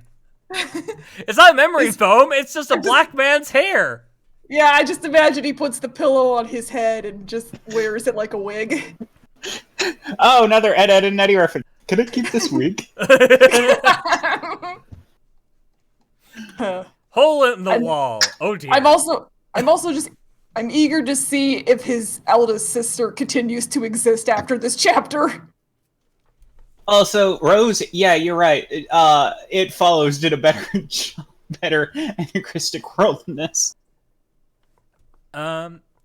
It had been 4 months since I saw the distorted alien's face screaming out to me through the VHS in my class. We had already completed the butterfly project, and we were consuming our time with basic math, spelling, and for some reason, playing Oregon Trail on our Macintosh computers. Okay. Make up your fucking mind what year this is, please. What the hell? Because okay, so this bugs me because I was 11 when school still had these, so it's like he keeps just jumping all over the place. Those Schools got rid of Max in '95. those older than heck Macs with where every 5 clicks you get the pinwheel o' doom. What's next? He's gonna have the story maker game. No, he's gonna have Mario Paint. And and for some reason playing the Oregon Trail on Macintosh computers, I died of dysentery. That's the end of the book. David and I have been hanging out David and I have been hanging out most every recess since the beginning of school. Out on the playground, Dave asked me one day, Hey, can I take the bus home with you? I replied, yeah, with a little shake in my voice. I was not sure if my mom would approve. As we arrived home, my mom was not there. She was at work as usual. Dave would giggle at everything my sister had said, walking down the long gravel road to my house. It was obvious he was basically into every girl he came in contact with. Michelle would just look at her shoes and kick rocks. She didn't really have much to say to us normally. She was always something of an introvert. She was programmed that way. Once he got home, David looked at my bed above the washer and dryer and laughed. Oh my god, that's awesome! I have to share my bunk bed with my brother and great nano. You just have to share yours with the whole family's dirty clothes. I looked at him sarcastically, not sure if he was seriously complimenting my situation or not. Just then we heard a car pull up outside. Shortly after, we heard a girl laughing and hollering. Bye, Mom! David and I looked at each other. David had a huge grin on his face as if... It was as if... Girl as I love girls, give me girls. Was written ear to ear on the kid. Joanna walked to the door and Joanna went to open the door and said, Hi, Mara. David and I stared, waiting for the smile to show her face as the door frame was blocking our view of her. David giggled again as she walked through the door. It was just some random girl with the biggest breasts I had ever seen. I didn't find her attractive, but Dave could be heard loudly gulping, so I could only imagine that this was his type of thing. I love how that's literally the only descriptor he gives of this woman. And the best part, remember, these kids are are either 10, 11, or 12. 11 or something like that. Yeah. Yeah, they're supposed to be It's like- 11. It's like when we were reading Days to Dieter. It is Zelda who is hot. The Mara girl was wearing a neon skirt, blue jeans, and had curly brown hair and freckles. She probably isn't what you're imagining, as she came off as more of a band geek than anything else. David stared in awe at the girl's breasts till I punched him in the shoulder. He giggled and said, What? Sorry. and I pulled him back into my tiny room to play video games with me. When my mom got home, she was surprised to see Joanna and I both had friends over. Joanna shared her bedroom with Christina, and I shared my bedroom with a washer and dryer, so there was no room for anyone to really sleep in a community fashion in either of our rooms. Despite this reality, over dinner, we still suggested that my mom let both of them spend the night. My mom agreed, and we most all wound up on the floor in the front room. My mom agreed, and we most all wound up on the front room floor in sleeping bags together. Mara was the only one who slept on the couch. David could not stop obsessing over Mara and her giant breasts. But fortunately, he was also a moron. After everyone turned out the lights, David began loudly building a plot to somehow get Mara and his lips to connect. David said, Hey, dare me to kiss Mara? to me, and I replied, David, no. He again said more loudly, I'm going to go over there and kiss Mara on the lips, and you cannot stop me, Mr. Hansen. I replied, David, you need to stop being a pervert, oh my god. Yet he did not listen. Giggling, he said, I want to kiss her on the lips, I'm going to do it. Mara then loudly said, Excuse me? no, Mara is, Mara is the knight. Oh, right, sorry. Um, I didn't know, we didn't know who they didn't say who that woman was before. Excuse me, I'm Batman. I immediately replied, David, you idiot. The room remained silent for the rest of the night. The next morning, we all ate cereal and went right back to school. David wore the same clothes as the day before, but he was used to it, as was I. Mara had bought clothes from home, hence why her mom had dropped her off. At recess that day, Philip, the school bully, was waiting for me on the playground. He had given me grief throughout the year, but none so great that he was a huge problem. He had curly blonde hair, completely random teeth, as if God himself had thrown his teeth into his mouth like dice, shrugged, then walked away, leaving him where they fell. As far as Philip's height, he was an inch shorter than me, because everyone who is an antagonist to me must be shorter. Also, have we even established how tall he is at this point? Nope. So this height thing doesn't tell us shit. All we know for sure is that he's abnormally tall for an 11-year-old. Wait. Oh my, wait. So he's abnormally tall for an 11-year-old. David is even taller than him. I just like to imagine that these 11-year-olds are all the size of teenagers. And David is still Daniel is still wearing his onesie. Oh, now I'm just picturing South Park where 3 of the kids are just the teenager model. All right, we need a name. We need a voice for Philip. Hang on. Alright, so Philip's an antagonist? Yes. Yeah. Although this All right. is Greg writing this, so he might just be a normal kid. I know, but this is from this dude's warped perception of reality. Yeah. Hey, ugly! Screamed Philip in my direction. I ignored him. You know I'm gonna beat you up one day. Ow, that actually hurt my throat. No, that isn't what he said. Not. Oh, beat you down one day. Sorry. Change of plan, boys. I want to go down. He asked, obviously struggling with however his dad or mom treated him at home. And now we're projecting. I continued to ignore him. I had no interest in making my childhood more screwed up than it needed to be. What kid talks like this, and what kid can ignore this?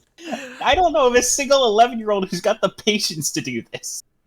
Off in the distance, just past Philip, I saw a girl. One I encountered a few times before, but she stood out today more than normal. My mom always taught me to be strong, to say what I feel, and to stick up for myself. This came to play when approaching people I was interested in as well. Oh no. An 11-year-old. His mother told this to an 11-year-old. Please tell me he's not going to go full Elliot Rodgers. Walking past Philip as if he did not exist, I approached the girl and said, Hi, I'm Daniel. The girl turned to me and replied, Hi, I'm Aubrey.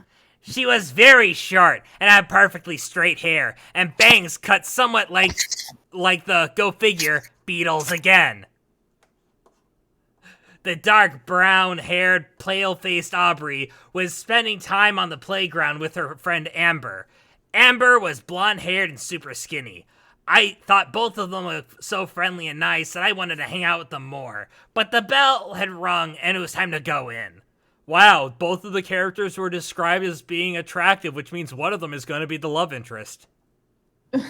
I wouldn't say attractive as more of just nicely.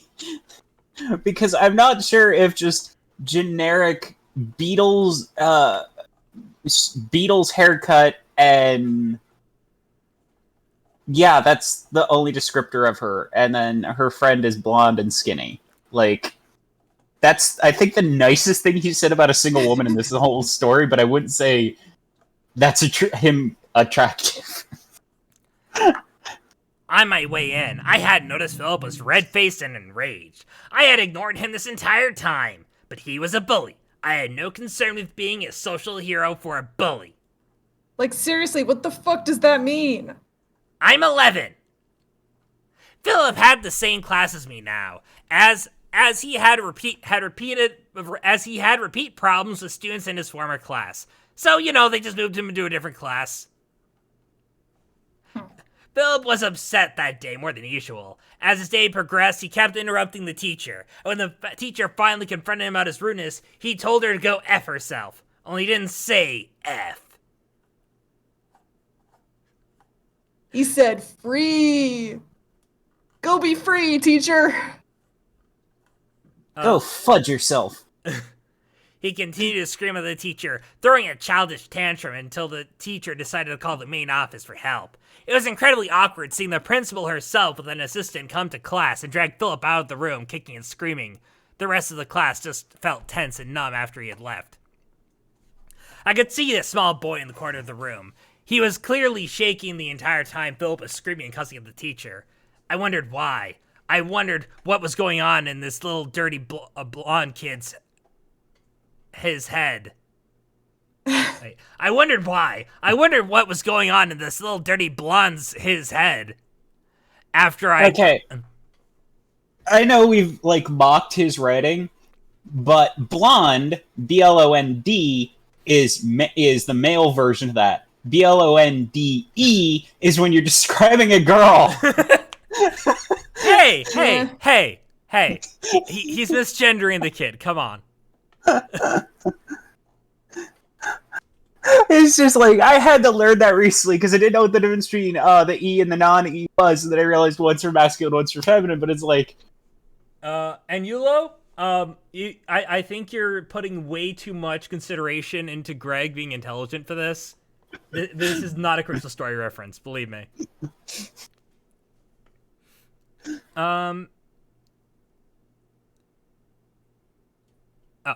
After I got home, the entire night felt different than usual. Seeing someone's life come apart like that kinda reminded me how good my own life was. I wasn't happy to see Philip dragged out of class, nor the dirty blonde kid shaking in horror as Philip yelled. But during the whole time, I felt confident. My emotions were hearty. I wasn't afraid of Philip. I just felt sorry for him. Sitting alone in my room, I was lost in thought. My imagination consumed my senses. I could see Philip crying, alone in a room, screaming at his father on the other side of a door Philip was locked behind. My imagination seemed more like a ghost haunting Philip's house. From the top corner of the room, I saw it all. His mother high on drugs, sitting in the front room with only static playing on the television. The dad flexing his fist, yelling back at Philip through the door, and Philip kicking the door, punching the wall, doing whatever he could to make the room he was locked in look how he felt on the inside. I'm 11 years old. Okay, I don't know if this joke I'm going to do is going to pick up on my microphone, but this is how I'm just picturing it with his description. Philip's mom. With freebasing. Just tapping the spoon and melting it. I was tapping 2 forks. I didn't know if it was going to pick up on my microphone or not. This is all my imagination, though. I hope his life was much better than these fleeting thoughts. Off to my dreams again!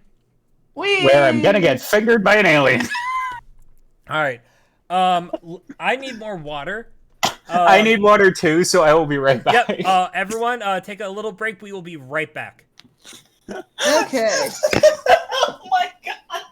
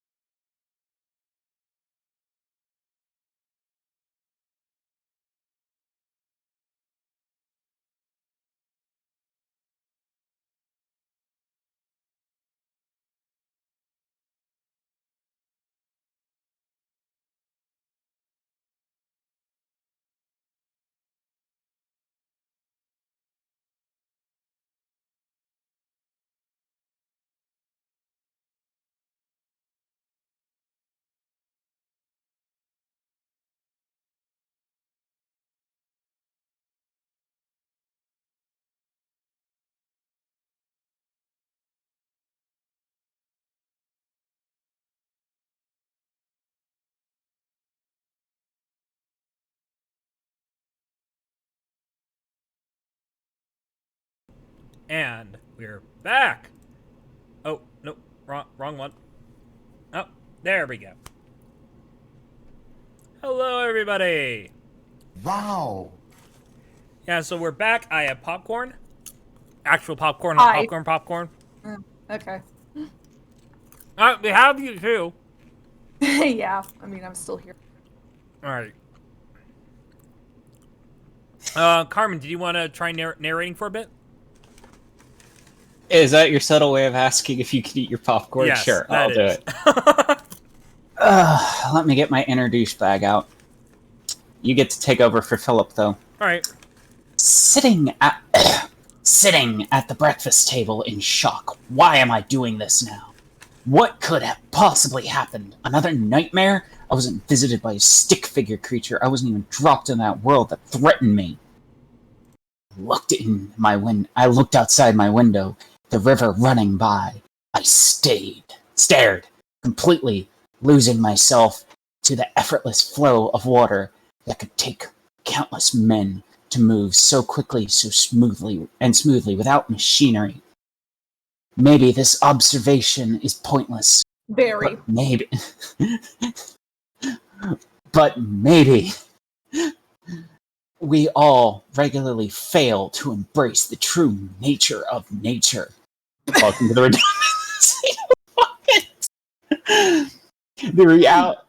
The reality of our reality. We're all impossibly fragile, ready to be taken at any moment. Just like I can't keep doing this. This is making me laugh too hard. Just like they were taken in the morning. In the morning, Brett. In the Vietnam. This whole thing has been a Vietnam flashback.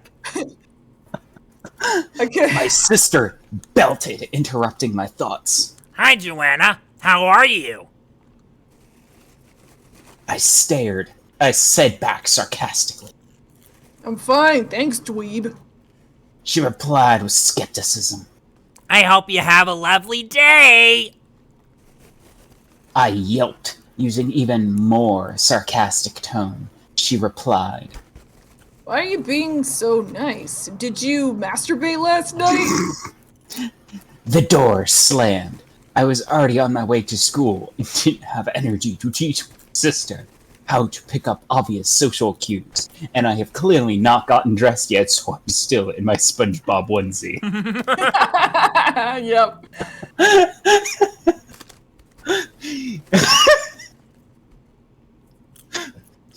Yeah, Rose, you're right. I don't think even a genius little kid speaks like that. Like I said, it is a child with Greg's actual face plastered on. Philip was right back in class that day. He was surprised. He wasn't suspended. He didn't even get detention. I was surprised because, simply put, I had never in my life seen someone cause so much trouble without getting punished. I think they were leaving him alone because they had already suspended him and made no progress with his behavior. Moving classes clearly didn't help either. Maybe at some point people just accept there's no fixing someone. So they tolerate them till they have a real excuse to be done with them for good. Also, I am not intentionally hyphenating these words. They're all hyphenated. Yeah. So it is an edgy as hell underage Captain Kirk. Never thought I'd get to practice my Chinyobu way of speaking. I didn't want to go out to recess that day because Philip on the playground, especially considering...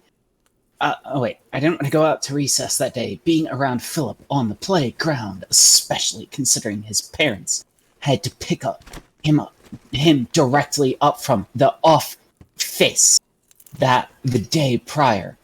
I only imagined how they respond when they were at home, away from teachers who were more ready to call CPS on parents than call their own families just to check up and say hi. We want to be heroes. We want to see others fail, to make ourselves feel better. But I had nothing but pity for Philip. He's a kid, like me. His parents, not even his DNA, the results of something less reliable than a coin toss or a roll of the dice. A used condom.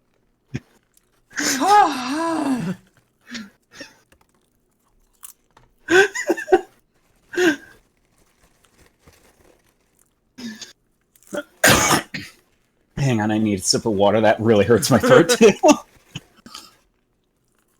God, this guy is edgier than the Phantom Trainer in PSO2. I heard a whimpering in the back of the room. It seemed while I was lost in thought a boy had slipped through the door. I asked. Oh, what's the matter? The boy responded. The kids outside want to beat me up. They're looking for me. I replied. Why are they gonna beat you up? Immediately, my hero complex was gaining momentum. The boy sniffed for a few seconds and said, They think I'm weak. I'm smaller than them, and they just want to be mad at someone. I looked at him silently. I felt lucky I wasn't below average in height. In fact, I was above. My mom taught me how to fight, so I wouldn't be in this guy's position. But it is as I said, a roll of the dice. He couldn't control him winding up in the situation. But I can. The dude who ran away from an alien video crying because he had a dream about an alien fingering his torso. Wait. Didn't the main character of the first book also get trained by his mom how to fight? Maybe? I know that's the case in the second book. What was I gonna say? Oh yeah. I was gonna say, you don't need to waste time typing I replied and the kid replied and things like that if you just, give each bit of dialogue an individual paragraph like you're supposed to, Greg. Yeah, those of you listening can't see this, but it's like, he doesn't break the dialogue up at all. It's all in one giant paragraph with like 4 different people talking. Mm-hmm. It is like really early fanfiction level bad writing. Actually, no, I'd say early fanfiction is better grammatically than this.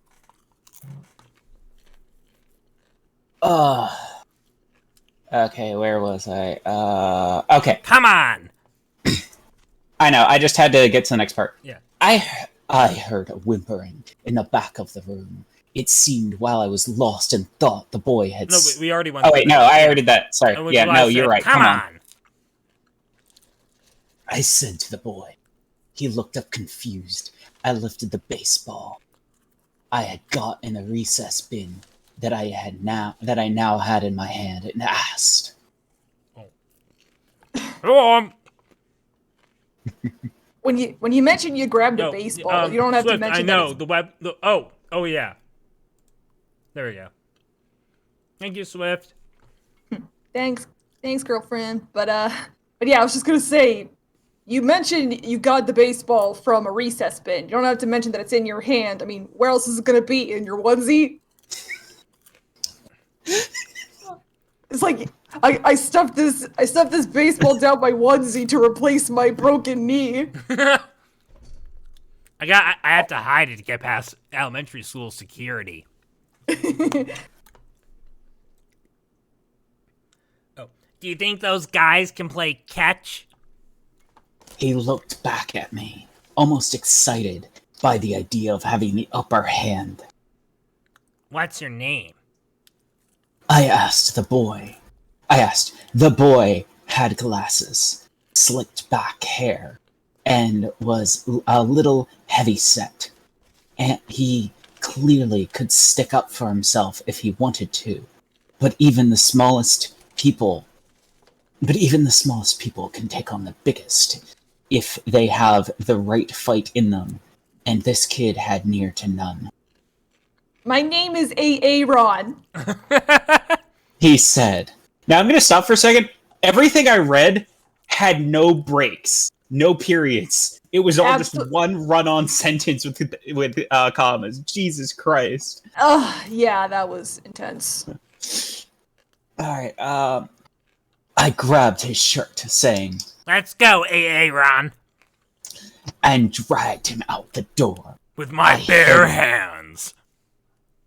I headed to the massive field just outside class to confront the now growing crowd of children, taunting the air with degrading remarks towards my new friend, Aaron. fuck. Why are there so many non-breaks? Yeah.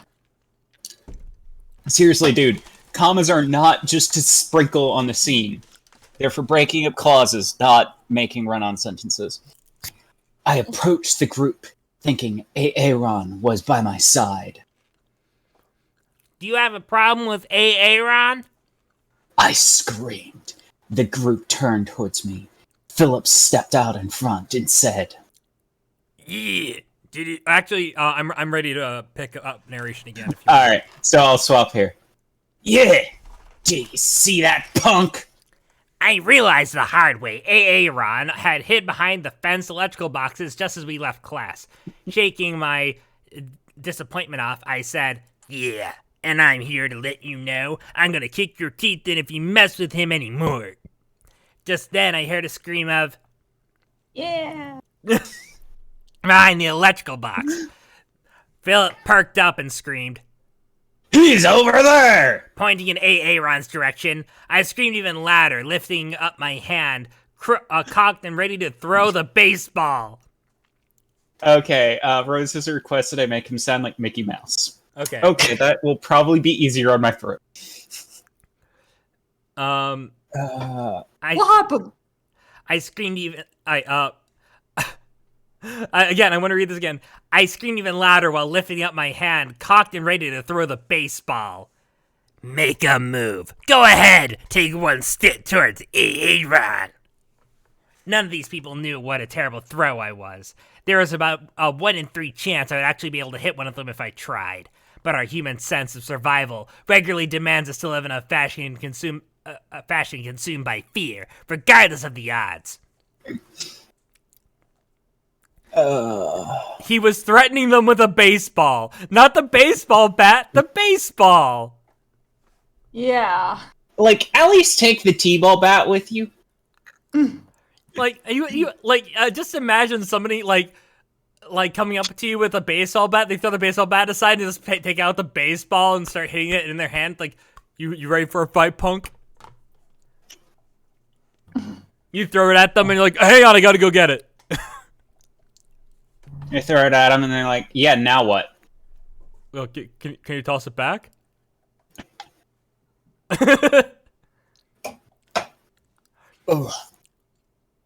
Not even this 3 guy is so edgy. Not even 3 seconds of silence passed before the bell rang. Immediately, everyone began walking in the classroom while Philip remained. Philip didn't care he'd get in trouble for ignoring the bell. His eyes were locked on me, and I could see he wanted to hurt me. I dropped the baseball to my side and began walking in. I expected Philip to yell something threatening or offensive to me, but he was silent. I didn't look back as I walked into class. I felt heat on the back of my head as if his eyes were burning into my hair. In class, Philip was completely quiet for the whole second half of the day. I had never seen him like this before. Maybe I made a difference. Maybe the bullying would end, or maybe I was being completely gullible and worse things were in store. Yeah. See you later. That wasn't a line. I'm just. Oh, see you later, kid. Oh, I'm gonna fucking wreck you, kid. Oh, You got my fucking money, Damien? you got my fucking money, Damien. Don't make me call my dog over. Hey, Bob. Hey, Pluto. Oh, that's actually really good. David was on the bus waiting for me before we headed home, which was strange because his stop wasn't on my bus route. I sat down next to him and asked, "So, do you got the goods?" And he replied, Fuck yeah, you know it, bro. I'll be honest with you. got some seeds in it. I invited myself over. I hope that's okay. I replied, "Are you spending the night again?" He replied, saying he was coming to my house because no one was home at his house. Someone would pick him up later in the day. By the way, no end quotations in that paragraph after he says, "Are you spending the night again?" Oh yeah. I replied, "Are you spending the night again?" He replied saying he was just coming to my house because no one was at home at his house. Someone would pick him up later in the day. There's still no end quotes in At home, we did typical boy things. He would hit on my sister. I would drive him and we play video games. After we got bored with games, I saw my bow and arrow sitting in the corner. Hey, David, want to go shoot stuff? Oh, are you okay? Who the fuck are you talking to?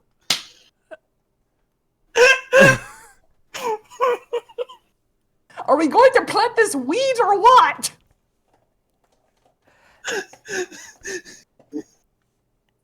I asked.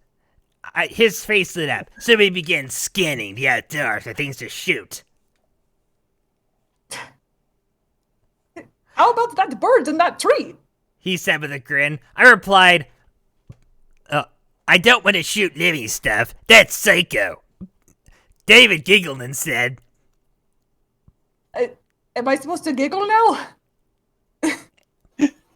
David giggled and said, that's what we are. Why are you narrating our lives, Daniel? You're starting to freak me out, bro. David was definitely a psycho. In fact, I was pretty sure he was planning to kill me. I had to kill him before he did it me in. Mom, come pick me up. I'm scared. Little did he know, I had already killed his mother and buried her behind the trash.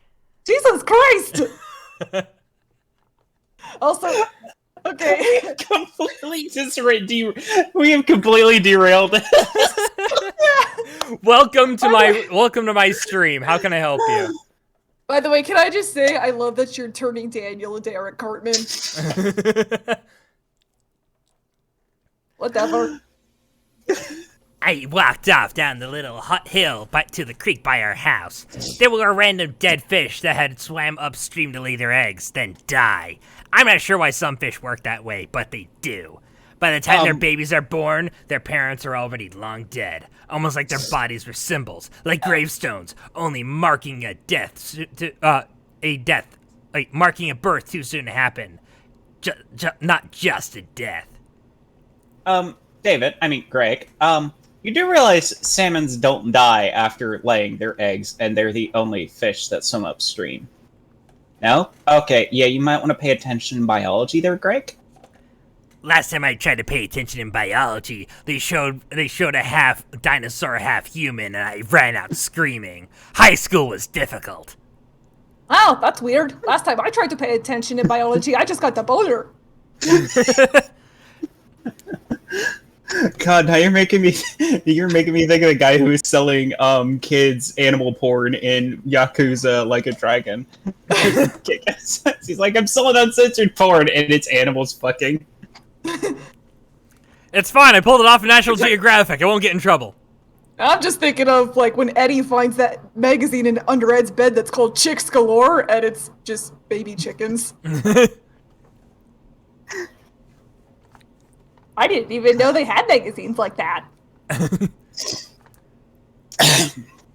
Okay, so, why don't we start back at, Okay, so the part where we got derailed was the babies are right after not just death, and then we got completely derailed. Immediately, I began plunging arrows into random dead fish in the creek. David screamed with laughter as he came down the hill to see what I was doing. Oh my god, shoot more, you fucking psycho! He hollered as he snorted. I had gotten about 7 arrows in dead fish before I saw David's mom SUV driving over our tiny creek bridge. I could see she was rightfully startled at the sight of arrows sticking straight out of the large dead fish. Hang on, you forgot the funny thing with driving there? Because of that hyphen, it's driving. It's DRIV-ING. Mom's SUV driving over our tiny creek bridge. I could see she was rightfully startled at the sight of arrows sticking straight out of a large dead fish. David ran up the hill scheming. Mom, did you see that? Thank you, I missed you so much. I am so scared. As his mom came to stop in our driveway, I was now alone by the water with a smile on my face. David ran back to me to say goodbye. Hey, Daniel, see. I turned to David to see nothing but horror in his eyes. The fish were not alone. This really does sound like something yeah. written by Eric Cartman. Well, yeah, I mean, I'm sure the fish aren't alone. There's probably a few frogs in that creek, too. I'm just picturing that when he turns around, there's a giant, like, lobster just standing behind him named Nancy that slaps him repeatedly because Also, it's angry at I just want to point out that they've been hanging out at this spot for a while and they didn't notice this fucking body. Also, no, they turn around and suddenly they're attacked by crab people. Yeah. The body. Also, Nancy is also a Yakuza like a dragon. The body was old. There was mold growing on the side of her face. David hadn't spoken to me in weeks. The police came, she was dragged out of our creek, and placed in a body bag. Of course it was a woman. Through all this, the alien nightmares continued regardless of the psychological stress I endured stumbling upon the body in my own backyard. Yes, as if the nightmares would lessen upon seeing a dead body. Wait, so I'm also confused by the order of the sentences in this paragraph. So they find a body, it was all moldy. David didn't speak to him for weeks, and then the police came and took the body. Yeah, also, I believe it was, Pink raised a good point. Shooting live animals is going too far, but shooting dead ones isn't. And then I have a third question. Why didn't you just set up targets? Yeah, just like put some... That would be normal. Yeah, like my cousin, I went bow and arrow shooting in the backyard. Outside of the one time he shot me, we used targets. Don't ask about the story of how I got shot by an arrow. Was it in the knee? No, it was in my shoulder. Okay. At least I've you got can still adventure. Of course, I'm Carmen motherfucking Eugene. They didn't know why there was a dead body in the skimpy pink dress lying in our creek. They couldn't. Of course, it was skimpy. They couldn't explain how she had gone so long undiscovered. 2 children finding her body. She was one of 3 victims. Also, wait, hang on. They couldn't explain how she had gone so long undiscovered in rural Ohio, in a place with a very sparse population inside of a creek. Where most people are all related to one another. 2 children finding her body. She was one of 3 victims. David and I would live through this haunting our childhood forever. They were still looking for her left arm. It seemed that it was chewed off by some animal in the woods upstream. I was required to go back to school after about 10 days. Half the school knew what I had gone through, but that didn't change. The key people in my life started to treat me outside of David. I saw Aubrey on the playground at recess today, so I approached her. I thought maybe she could get my mind off the creek. Let me escape the memories of the alien sticking its fingers in my neck and torturing me every other night. Hi, Aubrey. That's a normal scene. I said, trying to smile. Aubrey replied. Oh god, it's him again. Hi, Daniel! With a slight smile as well. She likes me. Oh. Everyone's mics okay? Yeah. Yeah. My mic's work. I just... Alright, where was I? She had learned a bit about me through her friend Amber. Amber was an observer who liked to learn things about people, most everyone she was around. I suppose it made her feel more secure, which I'm sure has its own sons in story. And I think he also did this in Stone's Abigail. I can't quite remember, but he's using the wrong form of its. I'm sure, yeah, it's comma, so I'm sure it is own reasons and its story. Yeah. Yep. And let me try that again.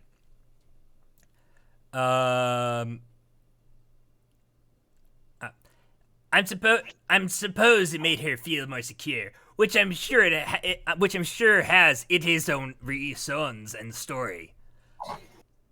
Oh God. I was wondering if you wanted to go with me sometime. I said. Aubrey replied. Go with you? Just then, Amber walked up to Aubrey and said, Wait, who was I voicing Amber? I don't think Amber had any lines so far. No. All right, I'll do Amber All right. because we've got Popcorn doing a lot right now. Hi, Daniel. I looked up and said hi back, only to connect eyes with Aubrey again. I mean, go out on a date to, like, the mall, I said. Aubrey looked at her feet and said, I don't know. I'll have to get back to you, I think. Amber jumped in saying, She had. Oh God, this sentence.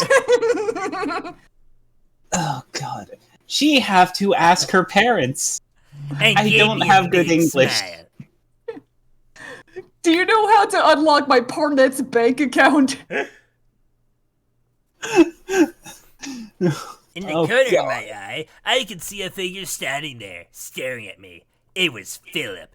Looking over, I could see he was angry. Clearly, he didn't care about what I had gone through recently. He hated me just as much as before, and after my brief time away from school, obviously just wanted to continue where he left off, the field, the ball in my hand, the threat I made for the sake of defending someone else.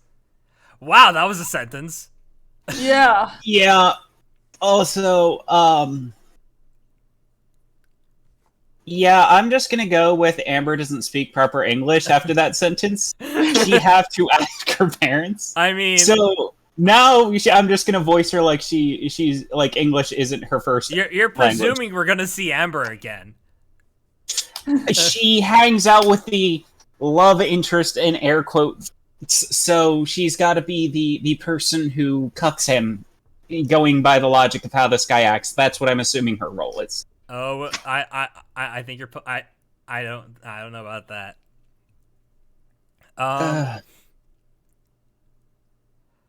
The rest of I guess I'm giving too much credit to a guy who can't write. The rest of recess, I decided to spend in the basketball court, trying to jump off the wall and grab the hoop.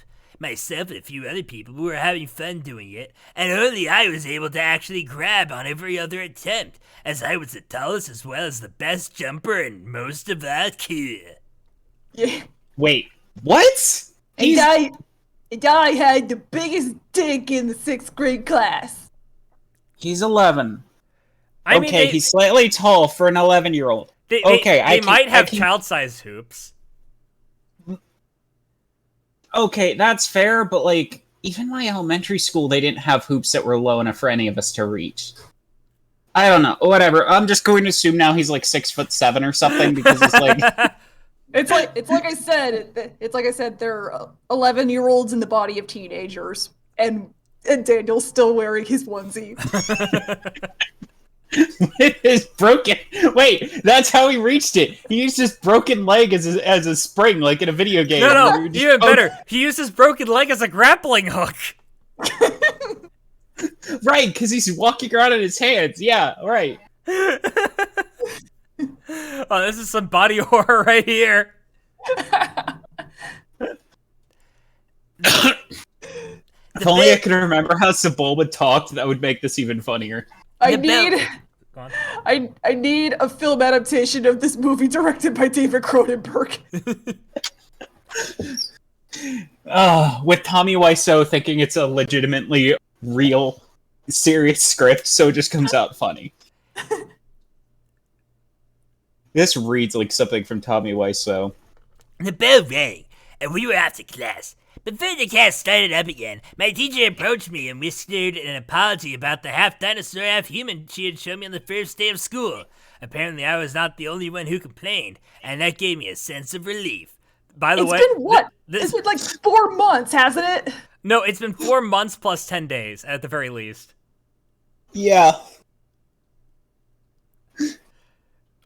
The ride home from school was lonely. Joanna was off at some extended extracurricular activity, so we won't have to see her again, and of course, David was still coping with being the first of us to see the bay. Michelle didn't talk much as usual, so it was mostly just me alone with my thoughts. Not exactly where I wanted to be.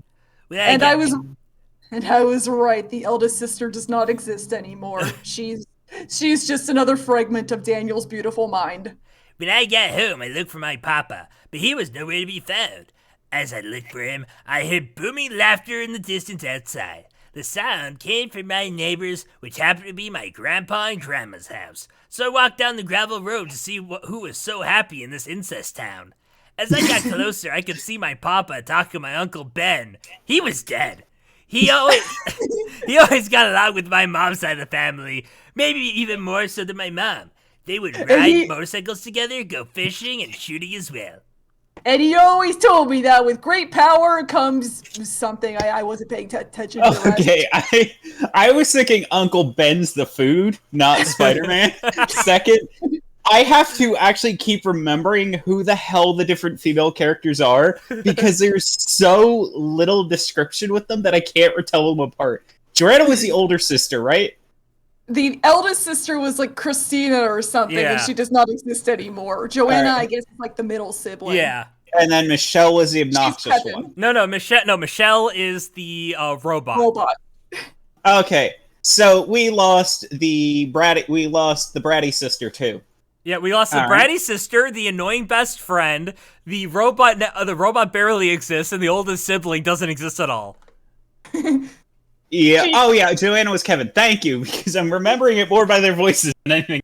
There's nothing here to remember these characters by. Yeah, because like Christina or whatever it was, she just got mentioned twice and had no lines. She didn't even have it. Yeah, she doesn't have any lines. She just got, it's like when she comes into existence, she's like, oh my god, please, don't forget me. Don't keep thinking about me. And then she fades away as everyone forgets her again. Spazzy, why are you making me think of better books? There actually is a book called Don't Forget Me, which is an entire horror story written by R.L. Stine about a girl living in a house that makes people forget you exist and then kind of deletes you from reality as it eats you. Really great book in the Nightmare Room series. Nice. You're making me think of it now, and I'm wishing I was reading that. Yeah, so I'm just picturing Uncle Ben sitting on his porch making rice with the dad. Hey, Papa, I said. My stepdad replied. Hey! Wait, hang on. Hey, Daniel, come here. And I ran up to hug me. I laughed, and after a brief glance, Uncle Ben just looked back to what he was working on in the shop before they were in. After my papa hugged me, I mopped around outside the shop until I saw a flower. I bent over and picked up the flower, only to hear...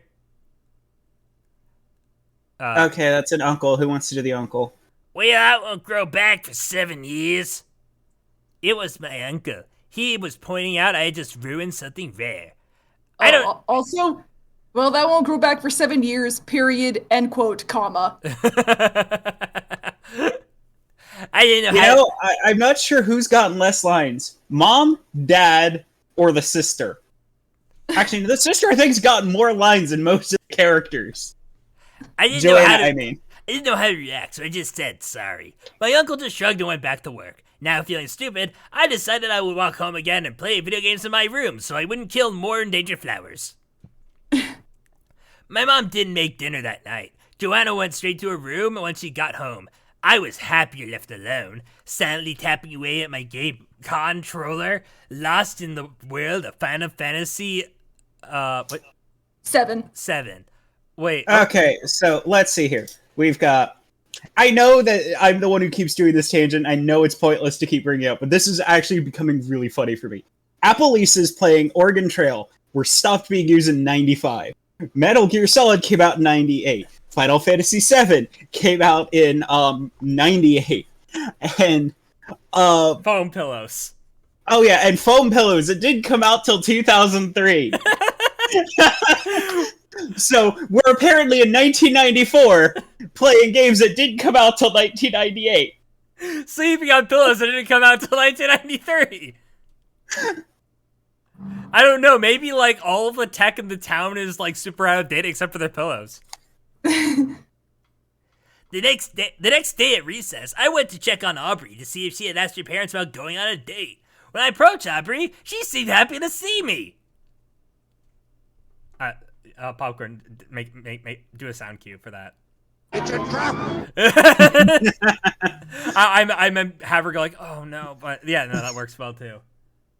But as I began to ask her, Philip approached me from behind. I would keep trying to. I'll just do one thing for. I'll do one thing for Aubrey's friend. Bitch, run. I would keep trying to ask Aubrey if she talked to her parents, but Philip kept interrupting with statements like, You have a problem with me? and What a wuss you are. You have a problem? I could see Aubrey was getting upset with Philip, barging in on our otherwise peaceful interactions, so he asked Aubrey calmly, would you like me to get rid of this guy? She hesitated to respond, but I could see our lives would both be better without Philip. Yeah. Keep your back turned to me, you pathetic loser. No, Go get Pluto. it's keep you back turned. Oh, keep you back turned to me, you pathetic loser. I'll go get Pluto. And Goofy. Philip screamed at the back of my head as I faced Aubrey. I then sighed on Aubrey's set and said to Aubrey, this'll just take a moment. Respect my authority!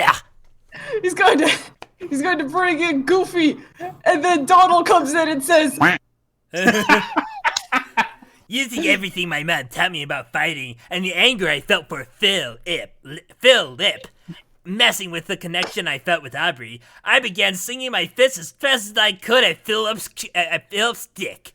I did so in a way that me even turning to him in the first place to begin punching him would be a blurry memory to him. The only thing Philip knew to do was to try and grab my shirt as I was still punching his balls and pull me to the ground. As I fell to the ground, he made the mistake of not pushing me away from him, so I continued from the sitting position to rapidly punch him in the balls as he was forced to bend forward, having not let go of my shirt. After a few punches, real quick. Wait. Donald, kill me, Donald. I don't play Kingdom Hearts, but I know that reference, so you guys can have fun with that. Donald not healing. After a few punches from me on the ground, he fell over, releasing my shirt, and began screaming as he cried. One of the staff assigned watching the kids at the playground was also screaming in horror, and she caught the tail end of our fist fight. We were both taken to the principal's office, but at the time, I didn't understand why I was even in trouble. I just beat a kid's balls until they popped. The entire way to the office, I was asking questions like, why am I in trouble? He was bullying me. I just beat the shit out of him. Well, Philip just screamed, He was punching me like a machine. The inhumanity. have you ever wanted to stretch the hell out of your friends Mickey and Donald?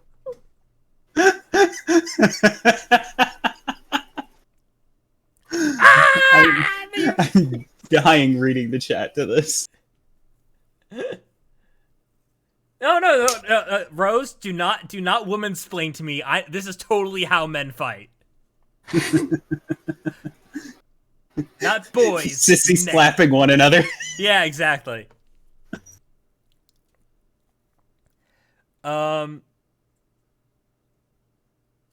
Philip and I were placed in chairs next to each other in the office.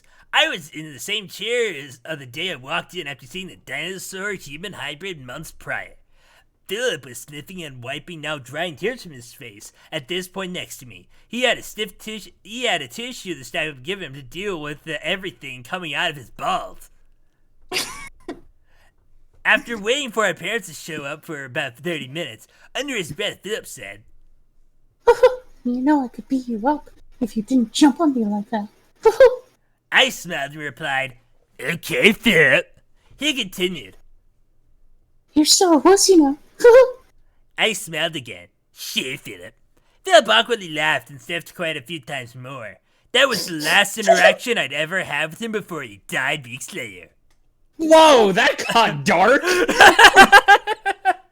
So, can I just... yuck. Wow, that got dark, like, fast. Like, holy shit. I beat him up senseless. Anyway, he died. Yeah, that's not us joking around. That's actually the line. The last interaction I ever had with him before he died weeks later. Like, what the fuck? The creek was becoming the monster of my backyard. I learned one day in... Hang on, let me check. All right, yeah, no. Check how long we've been going. We're good. The creek was becoming the monster of my backyard. I learned one day in the weeks after Philip and I fist fought that he was on his sled by the creek far upstream from me, and for some bizarre reason thought it was appropriate to slide down a hill that ended in icy water, which flowed heavily this time of year. David was the one who broke the news to me. It was a fact that served as a silver lining on the ripped and burning pages in the book of my social life. David was dead. That was amazing. No, Philip was dead. Awesome. David avoided me before as a result of death, now and began talking to me again as a result of death. Life is good. Okay, real quick here. Philip went sliding down a hill that ended in icy water on a sled. Does anyone here feel like this is murder? Like someone pushed Philip into the water? I don't know what you're talking about. That was a total accident. Go ahead, Popcorn. I mean, I was going to say something completely different. Go ahead. And nothing of value was lost. No, you're fine. Just go ahead, Popcorn. What were you going to say? I was just going to read what Swift said because I feel obligated to every time I think of this quote. And then there's Chunky. He's dead. Yep. Neither of us could understand how Philip died, as no one would tell us about his death, beyond the fact that it was a sledding accident that ended in the creek. David and I discussed theories after our initial thought. After our initial shock. Were there no other sledworthy hills around? Did he have something blocking the creek so he wouldn't slide right in? Maybe that was I keep on losing my place. Maybe that was what was blocking him.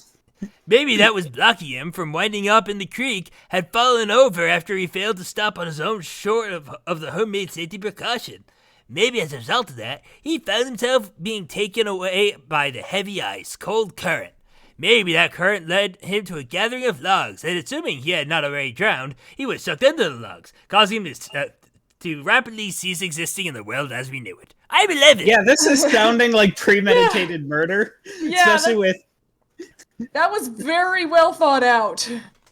Did he have something blocking the river so he wouldn't slide in? Maybe what was blocking him from winding up in the creek had fallen over after he failed to stop on his own.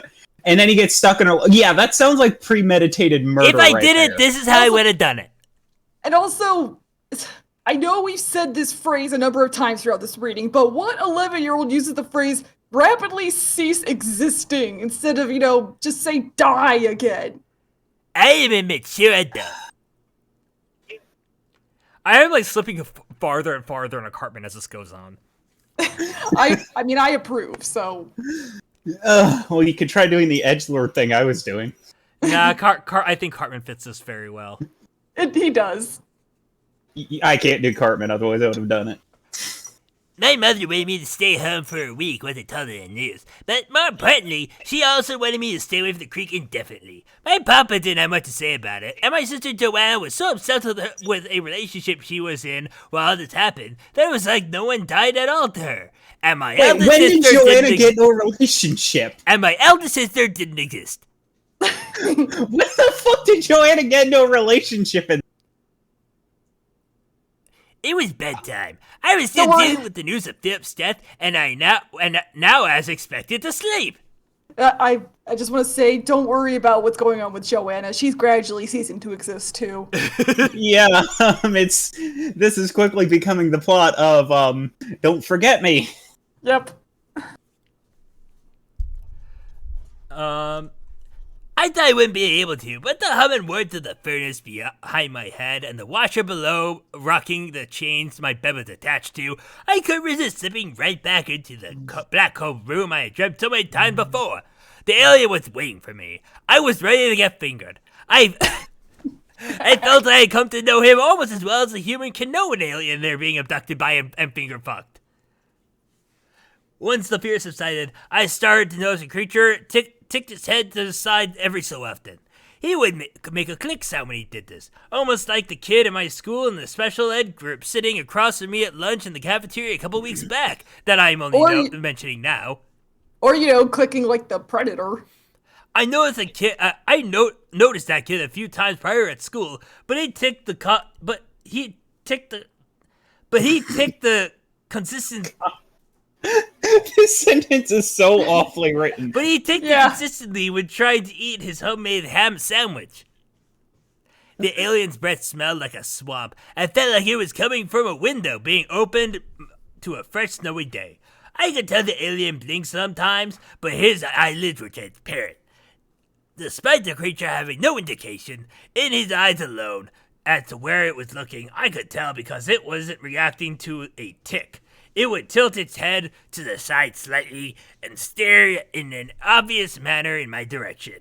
Almost like the alien was constantly lost in thoughts about me or daydreaming with no thoughts at all. My God, that was about a 2-line sentence. Yeah. Yeah, and it was incoherent as hell. Swift, please stop making references to Slither. How many times do I have to ask you to stop it?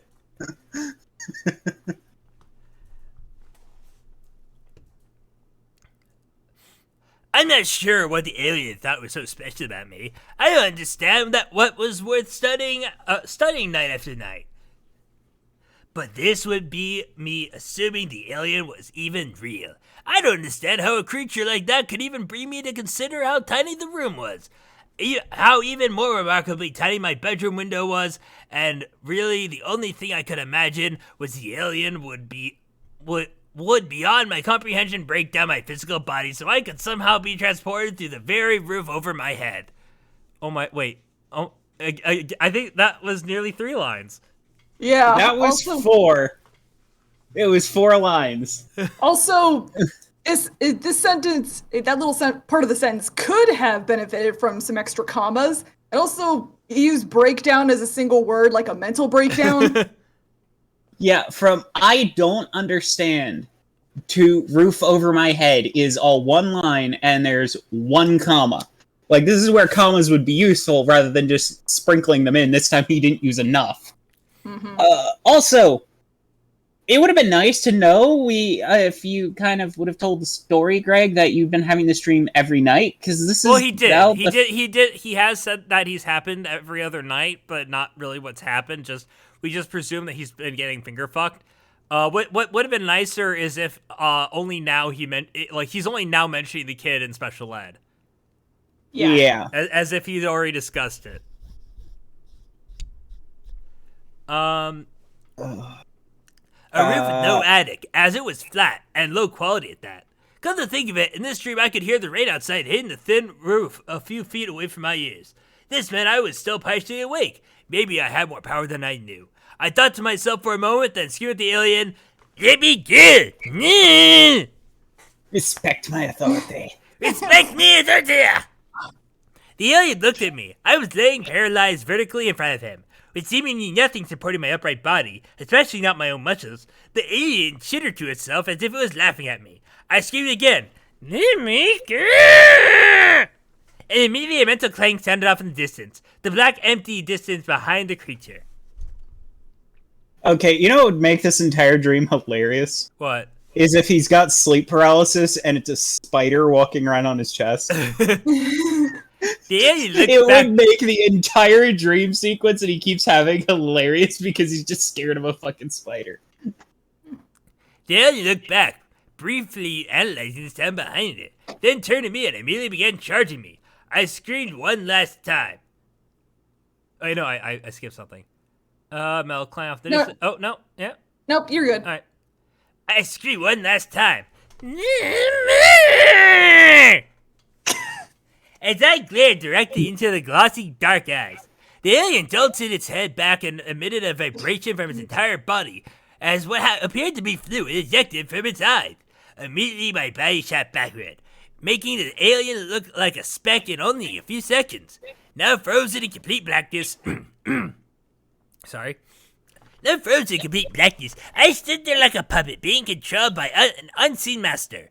Suddenly, a sinking feeling overwhelmed my body, and stars appeared all around me. I began to realize the alien could tell I was waking up, not in the dream, but in reality.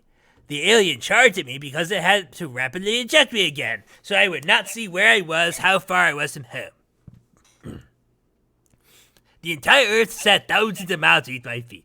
As I gazed down on it, the entire planet grew larger. As I began to understand, I was indeed not in my physical body at any point in that back room. It was my soul the entire time, and my soul was running him. My soul was giving him. Screw you guys, I'm going home. Screw guys, him. Alright. The perfectly square roof of my house is just a dot within a massive green wilderness surrounding my entire neighborhood. I could see the racetrack. I could see the railroad. I could see the creek. Everything appeared as I imagined it would be. Only the creek had red marks distributed seemingly randomly up and down it. They glowed like cat's eyes, glow and shine like shine a flashlight on them in the night. I didn't understand what these marks in the creek were, but I was already assuming what it could be. I blinked as I fell a few hundred feet more. When I opened my eyes, I saw myself laying there. As I hovered above my body, I began to wonder, how could I possibly return? Do I just lay inside myself? Do I just leave inside myself? I remembered that aloud. Somehow sensing me, my body twitched and opened its eyes. Do I just lay inside myself? My body repeated my words exactly. I turned around and tried to lay down, but nothing happened. The clock radio reading 0400 near my bed was making a static noise, so I moved over and tried to turn it off. My hand stood right past the off switch and I could feel the electricity entering whatever I was.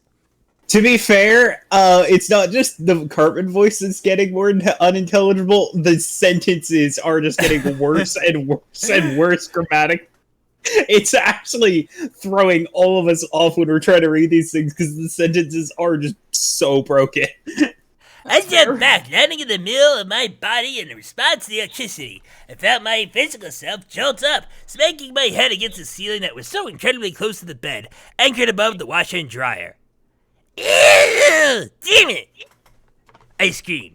The furnace was still blaring. No one would have any idea what was going on in my room. There was no way I was going back to sleep, so I slid down the ladder to my bed, put on a cartoon covered bathrobe, and immediately walked to the massive windows in my front room to look at least one of the marks I saw in the creek when I was falling. I wish I could tell you I saw nothing, because I would rather this have all been simply a twisted and life-haunted dream. I don't want to talk about this right now. Wow, it took 94 pages before he put on another article of clothing. Also, I want to point out that, this, only now, oh, by the way, I'm addressing you, reader. Yeah, so now he's walking around with a broken leg in a one-piece pajama suit with sneakers, and now he's wearing a cartoon-covered bathrobe. Yeah. I'm imagining that onesie with a blood stain. I'm imagining that it's like a hentai bathrobe. Also, since he never mentioned taking his clothes off, it means his pajamas and shoes are wet every time he showers. He walks around, you just hear. Shook. Daniel, a voice came from beside my head. Daniel, hey! My voice moved outward. I can hear it more clearly now. Oh, wait. Oh. Oh, yeah, no, this is David. Yeah, sorry. Yeah, it's not super clear there. Daniel! A voice come from the side of my head. Daniel, hey! The voice moved outward. I can hear it more clearly now. Daniel, wake up, dude! The voice rang out again. One side of my face feels cold. My arm is covering my eyes. My head is on my desk. I'm in class again. And David? Hey, David! David! There! I'm getting very comprehensible! Hi, David! David! I said... I'm just trying to... I'm processing the final sentence in that first paragraph. I'm in class again, David. I'm in class again, David? Did any of us... Wait, in the last chapter, did any of us read our lines, or was it all just his unintelligible train of thought? Because I just realized... I didn't read anything. I just realized the entire last chapter, Popcorn and I didn't do a single line. Yeah. I understand the story. The hell is the story still? Like, I don't get the plot. I don't know what the plot is. Is there a fucking plot to this? I said, slowly pulling my head up from my slumber. Hello, I exist again. Why are you sleeping instead of playing on the playground? David asked. I smiled sleepily and replied, I'm waiting for somebody to die. I haven't been sleeping much at home. I've had a lot of bad dreams. I think my house is haunted or something. David frowned seriously and said, It's the creek. I shook my head and smiled. No, it's a lot more than that. The heater, the washer, the dryer, the water heater, the flat roof make it easier for abductions. David made a weird face. I wasn't sure if he was about to start laughing or... You're a funny guy. He burst out. Yep, he was laughing. Immediately, I began laughing too. Not because I was trying to be funny, but because he had no idea. I was serious. That reminds me, I need to mark this idea down too. I gotta put Cloud's fake laugh in my soundboard. Not Cloud. Tito. Tito, okay. Fuck, what's his name? Not Tito. Titus. Titus, yeah. Titus. Yeah, sorry, I'm not down on my Sorry, I'm not down on my Final Fantasy characters. Neither am I. It's just I remember him because everyone called him Meg Ryan. David's laughter David's laughter wound down as he said, "Come on!" Oh, that's you. Come on, let's go outside. And I nod, dead. I nod, dead. Following him happily. As we played on the swings of the monkey bars a bit, I noticed a small glow down a hill by the playground that led to the soccer field. I slowly made my way there, but was somewhat afraid that it would lead me to the same thing I suspected I'd see the other night. David, do you want to play kickball? I asked. David replied. Yeah, but we have no friends. Because you're not my friend anymore. Did I make that clear? I giggled and said, we have plenty of friends to play with. I have two and you have two, see? Then I wiggled my legs in front of him, as if they were separate people. David shouted. Oh shit, is your knee still broken? It sure is! You're so weird. I hate you. He wasn't serious, and we ran down the hill to get into the bag of balls the teacher set in on the field for us. That was a sentence. And we ran down the hill to get into the bag of balls the teacher set on the field for us. That is not us joking, that's actually the line. Whenever David kicked the ball to me, I would move slowly toward the other end of the field, where there was a metal fence surrounding school property. It allowed me to get closer to the red glow. Every time you kicked the soccer ball past me, unwittingly allowed me to approach the red glow to see what it was, and also not tip David off that anything was different about me. Alright, here comes my biggest kick ever. You're probably going to die if you get in the way, hopefully. David yelled, and I hollered back, do it. End my suffering. And me! God, I'm not even Cartman anymore. I don't even know what I am. You're the Chinese knockoff to Cartman. I hollered back, try me! Hello! Welcome to Shady Walk. David ran up and kicked the ball extremely hard. Normally his aim was really bad, but this time he got lucky and it smacked me right in the middle of the face. Immediately my nose began to bleed before I hit the ground. I am so strong. David screamed, Yes, directed. Oh my god, Daniel! I'm not dead, you asshole. Oh. As he began to run toward me. As I rolled to my knees, I grabbed my shirt and pressed it to my nose, trying to stop the blood flow out of my face. Right in front of my eyes, the red glow burned as I found myself forgetting about my injury and lost myself to curiosity. Slowly standing, I walked forward toward the glow. I went towards the light. David was happy. David slowed his run behind me, wondering why I was acting so strange. I wasn't crying. I wasn't saying I wasn't saying anything. I was just silently walking away from him toward the woods. For what I'm sure he imagining had no reason for it. Daniel, want me to get the nurse? I think you're having a stroke. David said. I replied, I'm fine. Ow, lump on the bed.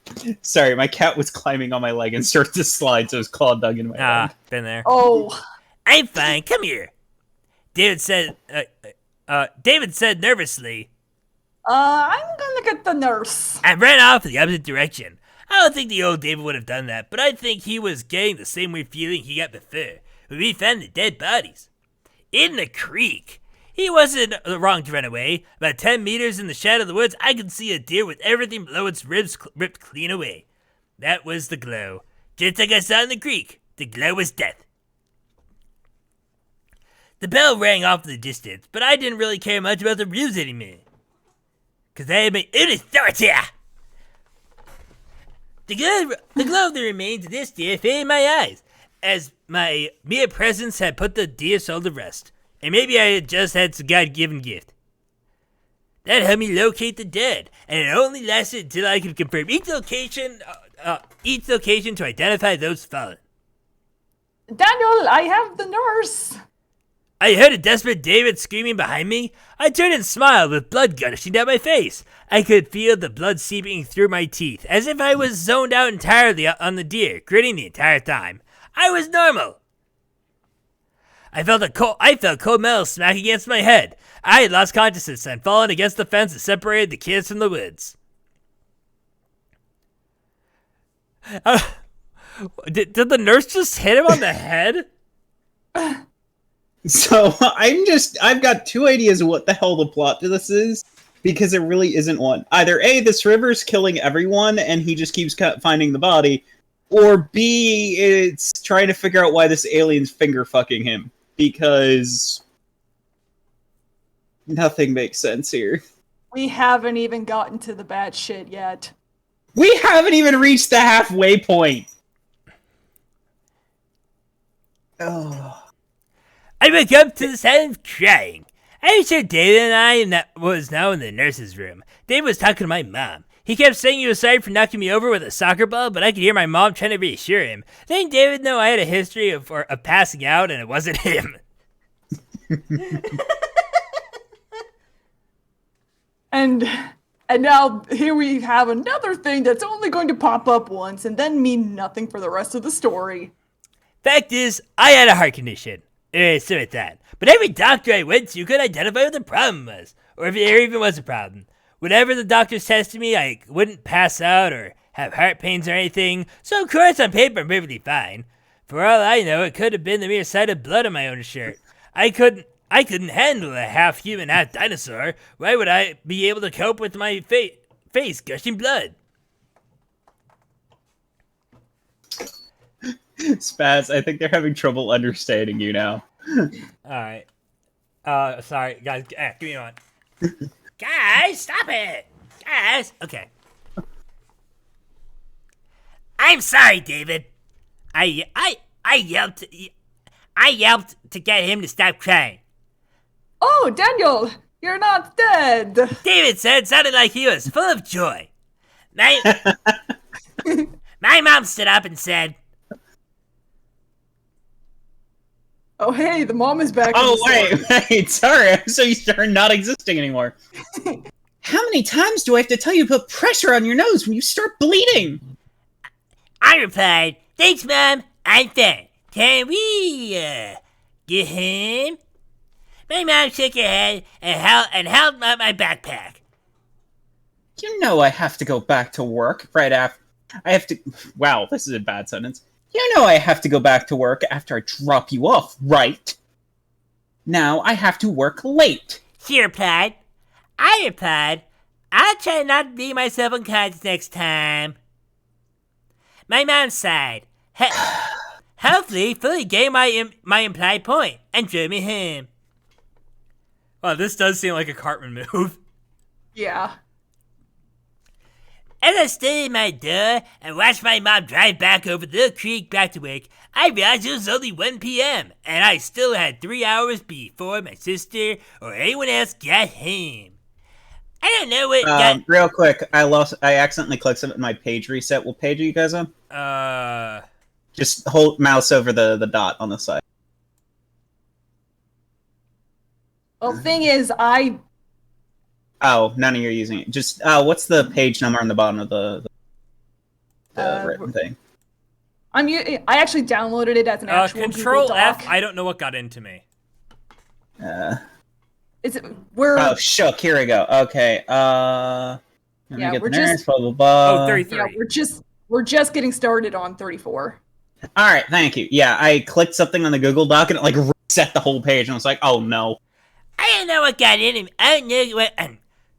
I know what got into me, but I had the overwhelming urge to get a closer look at the bright glowing shapes I saw in the creek before. I ran halfway toward the water before I remembered I was highly prone to passing out and should probably get some calories in my body for energy. Running back inside, I grabbed a bag of marshmallows. Marshmallows, well known for their calorie intake.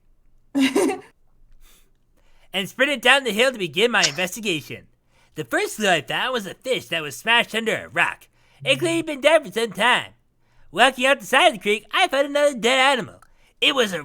I keep on giving home incomprehensible. It's hard to maintain the voice. It was a rabbit that had most of its body eaten, clearly by both insects and probably coyotes. By finding these dead creatures felt a lot like Easter egg hunting. Only the eggs don't glow like the bodies did. It was easier than any hunt I'd experienced before.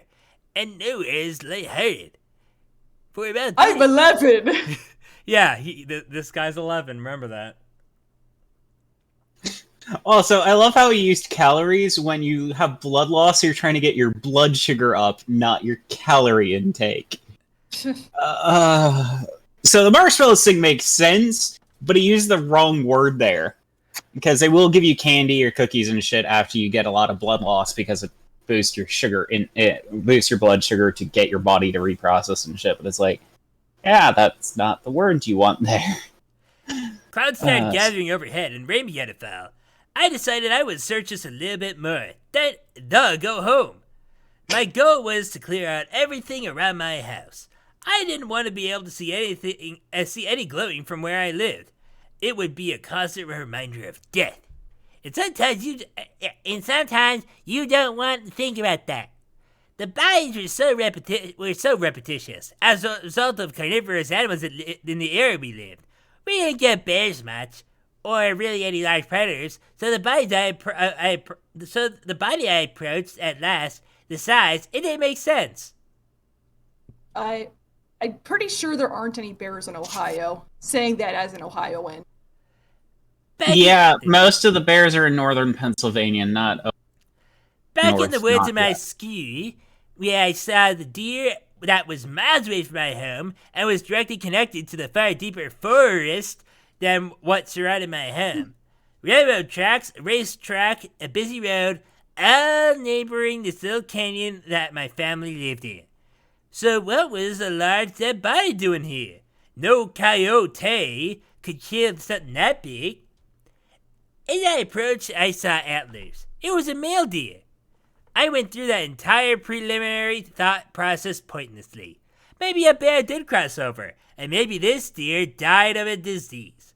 Looking more closely at the deer, I began to see wiggling in its neck. I wasn't touching it, nor was I doing anything to it outside of running away in horror.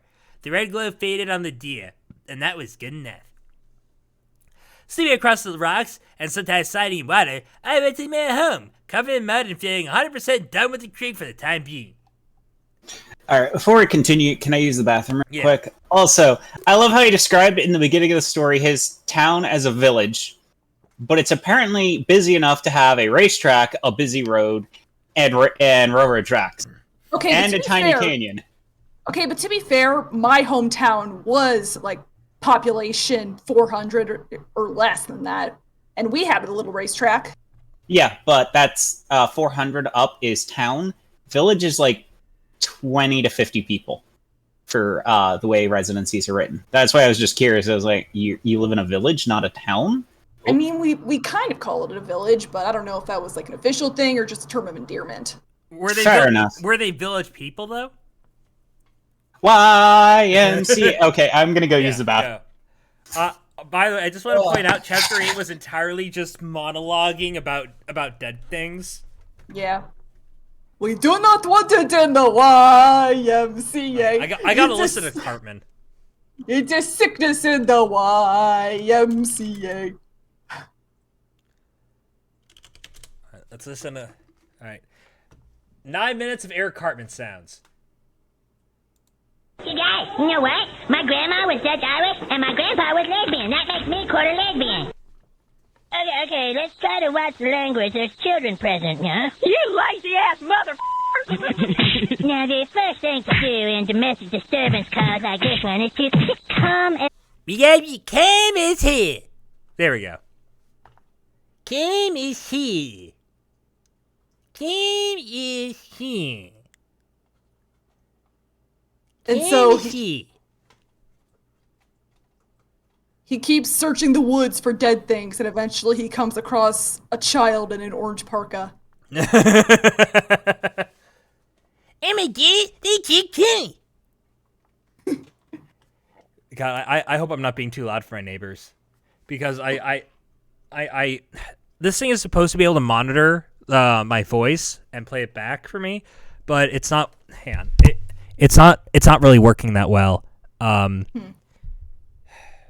Sorry for getting in your face. Like in order to hear myself, I had to get like right up into it. It's cool. Like if I do this, I can't. I really can't hear myself. It's weird. It worked fine for a while. Yes, Rose. I was studying. We had a break, so quick video of this. Everybody down. Okay, I'm back. Everybody Sorry about that. Okay, you back, Carmen? Yeah, sorry about that. I just had to use the bathroom really quick. Spring break at camp. I was sitting in my room looking at my old TV.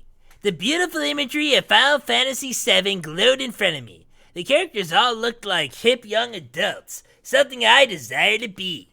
Being a child felt so endless, like waiting for a Christmas that was never gonna come. I had already invested about 24 hours combined gameplay in this game. I plan on spending my entire spring break in my room, pinned between the dresser and the washing machine, playing Final Fantasy VII. After a couple of days... Sorry, I just wanted to say one little thing. It's not a huge deal, but it just kind of annoys me that in this chapter he's using the actual number 7, but the last time he mentioned Final Fantasy, he used the Roman numerals to spell 7. Okay. Yeah. Also, I love how he's like, they look like young adults. Yeah, with their barbell arms. Yeah. I can't wait till I get my barbell arms. Walking like planks, eyes wide. Did you see that the meme of people who actually cosplayed as the models from Final Fantasy VII? Yes. After a couple of days, my mission of complete isolation appeared to be successful until my mother called me out to help her make dinner. She said, Oh, right, I'm finally up again. My mother, she said, I am having a friend over today. and I replied, You ain't met this one name? You ain't met this one name? My mom answered, Now, David, we've talked about you speaking coherently. No, this is a friend I... Stop! I can't do the Garrett voice when you're making crack up. Tell me what to do, bitch! You can't tell me what to do. Go to your room, David. No. Okay, let me catch my breath because when I'm laughing, the Karen voice is really hard. No, this is a friend that I met recently at my job. She's very fragile, so be nice to her. Okay, Daniel? Scoffing, I replied. Is she a prostitute, man?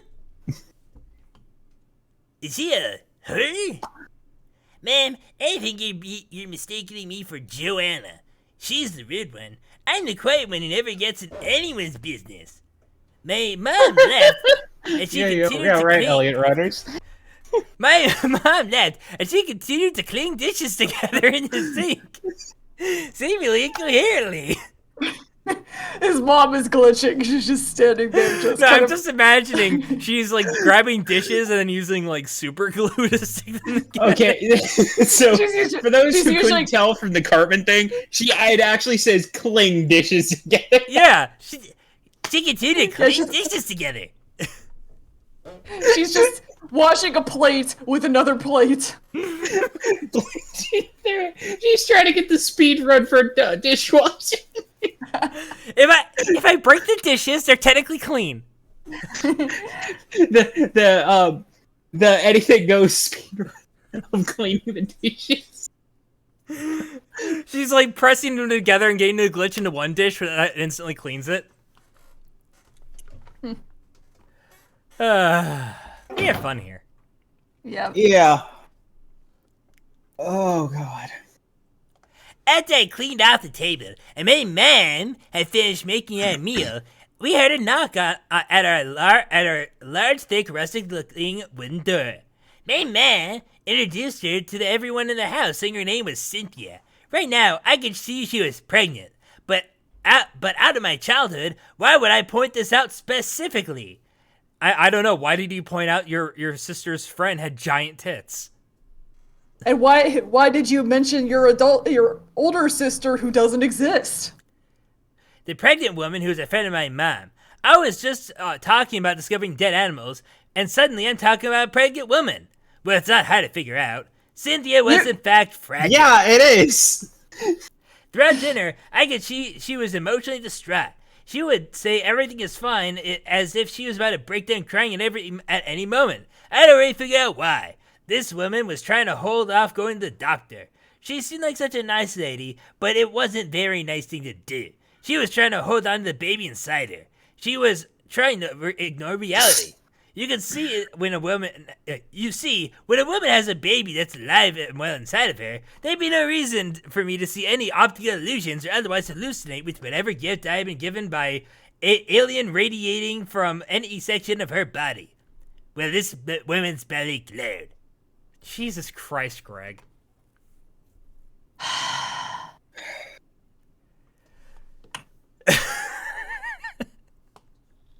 Oh. Bruh. You know what's sad is your incoherent reading of that made more sense than what's written right in front of us.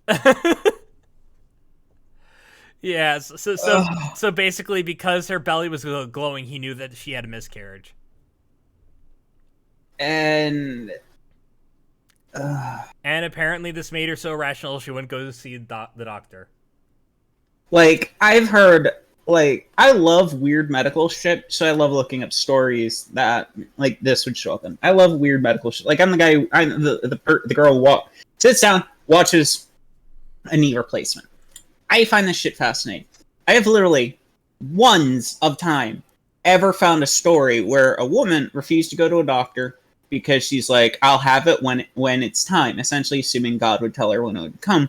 Baby died inside of her and started rotting, and she got very sick, and they had to forcefully put her to sleep to remove it because she kept refusing to have it taken out because it'll come out when God tells it to. The baby could have been saved if she'd gone to a doctor and been induced early, but she didn't want to. This has only ever happened once, and I've looked for stories like this. I've looked. I've only ever found one record of it ever happening. So the fact that he specifically chose this is so fucking weird. Because it never happens. Ah, it looks like chat is finally caught up.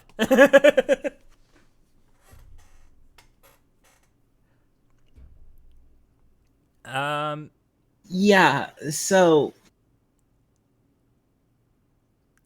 Yeah, just, like... I don't have a joke here, just, like, he picked a really... weird... Oh no, it's not even a hand. I imagine it would have glowed less yesterday, and maybe last week there was no glow at all. As I listened to this woman talk, I began to realize that her avoiding the doctor was the result of anything except financial hardship. It didn't take long. It didn't take long conversing with my mom for her to break down in front of all of us, talking about how she didn't have health insurance and that her baby stopped kicking days ago. Okay. This is how I can tell this guy doesn't know jack shit about sex ed or anything. Fun fact, you can induce early by drinking a bottle of olive oil. How do I know this? My best friend has brain damage because his mom was instructed by a paternity doctor stupidly, because the doctor was going to go out be on vacation the week she was going to give birth, the month she was going to be giving birth, so the doctor said, induce early and drink a bottle of olive oil. He didn't want to come out, so he had oxygen cut off to his brain, so he's a bit slow. But other than that, he's very intelligent. It takes him longer. It's like running the internet on Windows 95. It just takes a bit. Yeah. But most women who are pregnant, or most people who are pregnant, have been given things or can find information that tells you how to induce early without a doctor. It's just not recommended because shit like with my friend could happen. I can't make a joke of this because this is just... Yeah. This is fucked up. Yeah, no, like we have fun here, but this is the other side of reading this shit.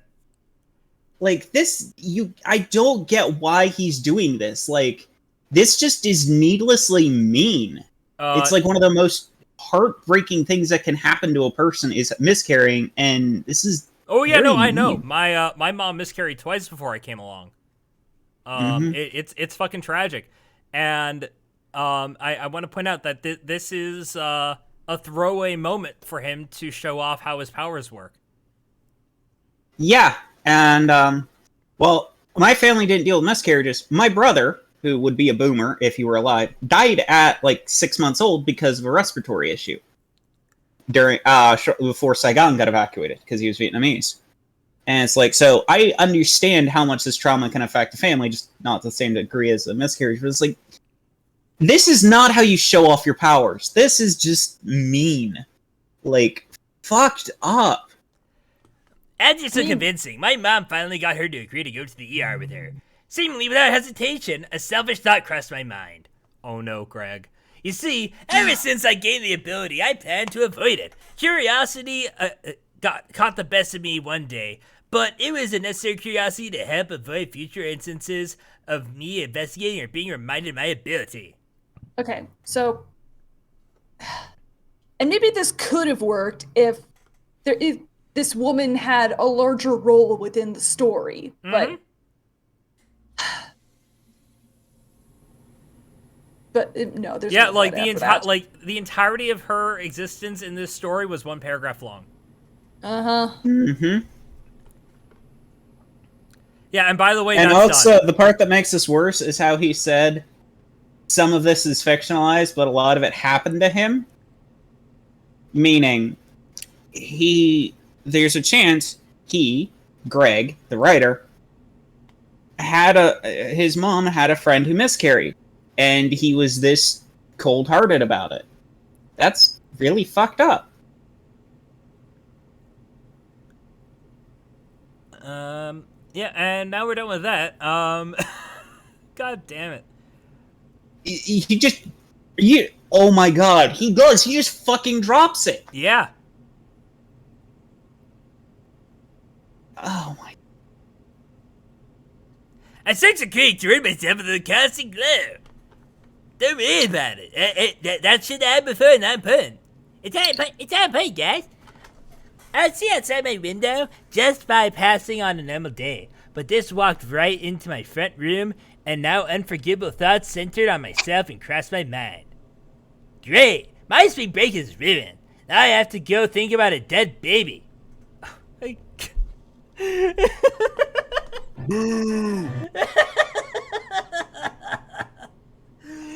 damn it.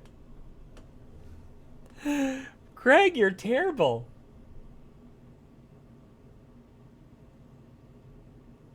Yeah. And didn't you warn me? And didn't you warn us that there's pedophilia in this book? Yeah. We haven't even gotten to that yet. Yeah. We were having fun up to this point. This is just like, I'm having a hard time resetting myself because that hit really close to home with the shit about my brother and stuff. So it's like, Yeah. Well, the good news is we're almost done with the chapter, at which point we're done with the stream. Okay. Because, yeah, it's going to be hard to come back from this. Yep. Oh, fuck. I said to myself, and I cursed myself for having such a thought, as if I was the victim, as if me losing my happiness in a simple break from an otherwise relatively happy elementary school experience was really the true problem here. But what goes on in your mind often defines much of your future, and then that night, I defined my own future. The rest of that week, I did in fact spend weighed down by a cloud of doom over my head. Multiple times throughout my break, I asked my mom what happened to that woman, and whenever I asked my mom, simply said that she didn't want to talk about it. That just made the cloud over my head grow darker. On the first day of school, this is the last little part here. On the last day of school, I saw David again. Selfishly, I shared with David what happened to that poor woman. How it happened right in front of me, and he, of course, was not happy whatsoever to hear this information. What is wrong with you? That was basically the only conversation I had with David that day. He was just the kind of kid to avoid problems, and sometimes that means avoiding people who bring problems to you. I understand it, but I didn't respect it. For some reason, watching the sharp brown hairs on the back of David's head blow in the wind as he walked.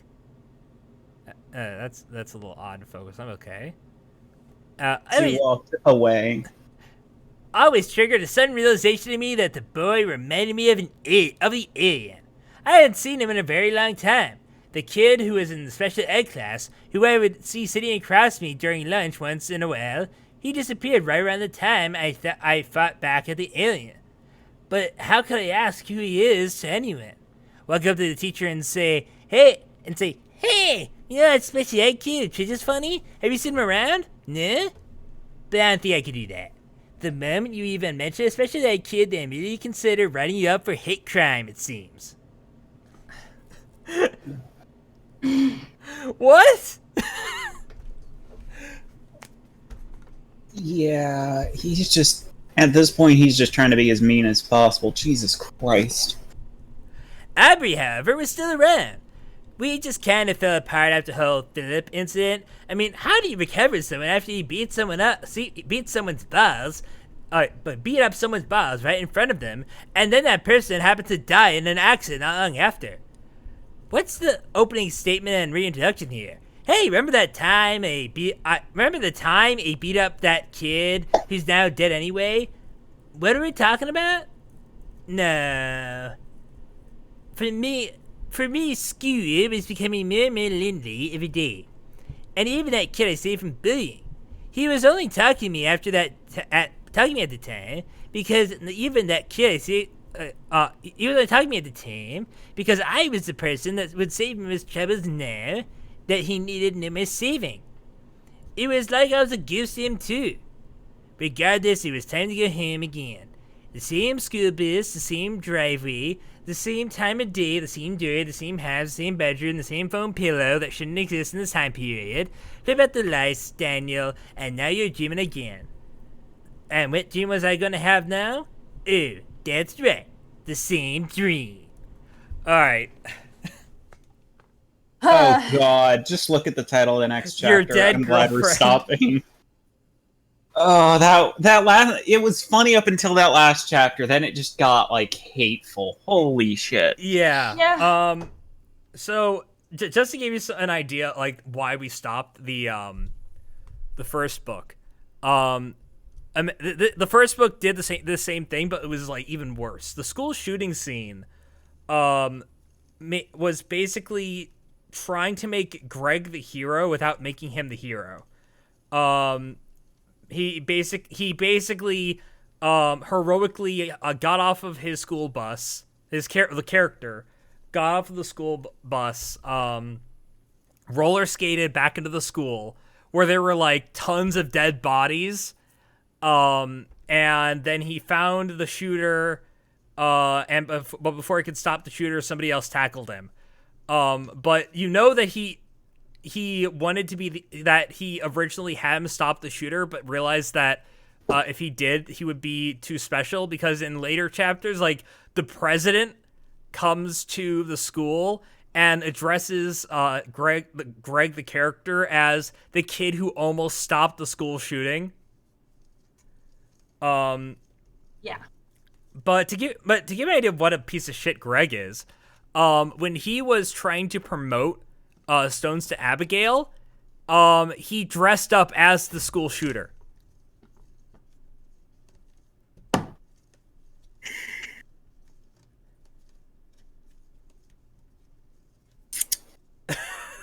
I'm just gonna quote the chat. And I'm quoting Rose's quote of Krim. Fuck you, Greg. Yeah. Alright. I know this one ended on a low note, but... But it's Onision. What did you expect? Yeah. I think it's going to be a while before we get to another moment like that. I hope so, anyway. I would like to thank everyone for coming out tonight. Thank you, Popcorn, as always, for joining me, and thank you, Carmen, for joining us tonight. I hope to see more of you. Next week I'll be out of town, so it's a yay or nay, but after that, available pretty much every Monday. Awesome. And I'd like to thank Swift and Rose and Caillou, who popped in for a little while, as well as Anulo. Yeah, that one's my roommate, Anelia. She wanted about it. Oh yeah, tell your roommate she missed the best part. She's gonna find out, because I just need to be around a person after that ending. It was just like, Jesus fuck. Yeah. Okay. Like, Greg, seriously, what the fuck? Not only do you dismiss one of the worst ways a child can die, you also just ignore how you make it dressing. Yeah, he made 3 deaths a dressing. Like, I have read bad shit before. Like, I have read some really bad shit where people really played down rape as just something nonsensical and shit. I hate it, but I have not been as angry at a writer since before reading this. Like, holy shit, Greg, what the fuck?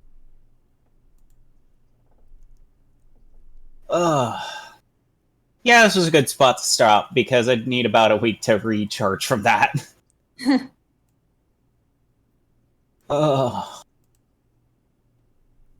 Worst part is, the moment we've heard she was pregnant, we all knew that was... Yeah, alright. I want to thank everyone for coming out one more time, and all of you have a great night. Good night, everybody. Bye-bye. You too. Night.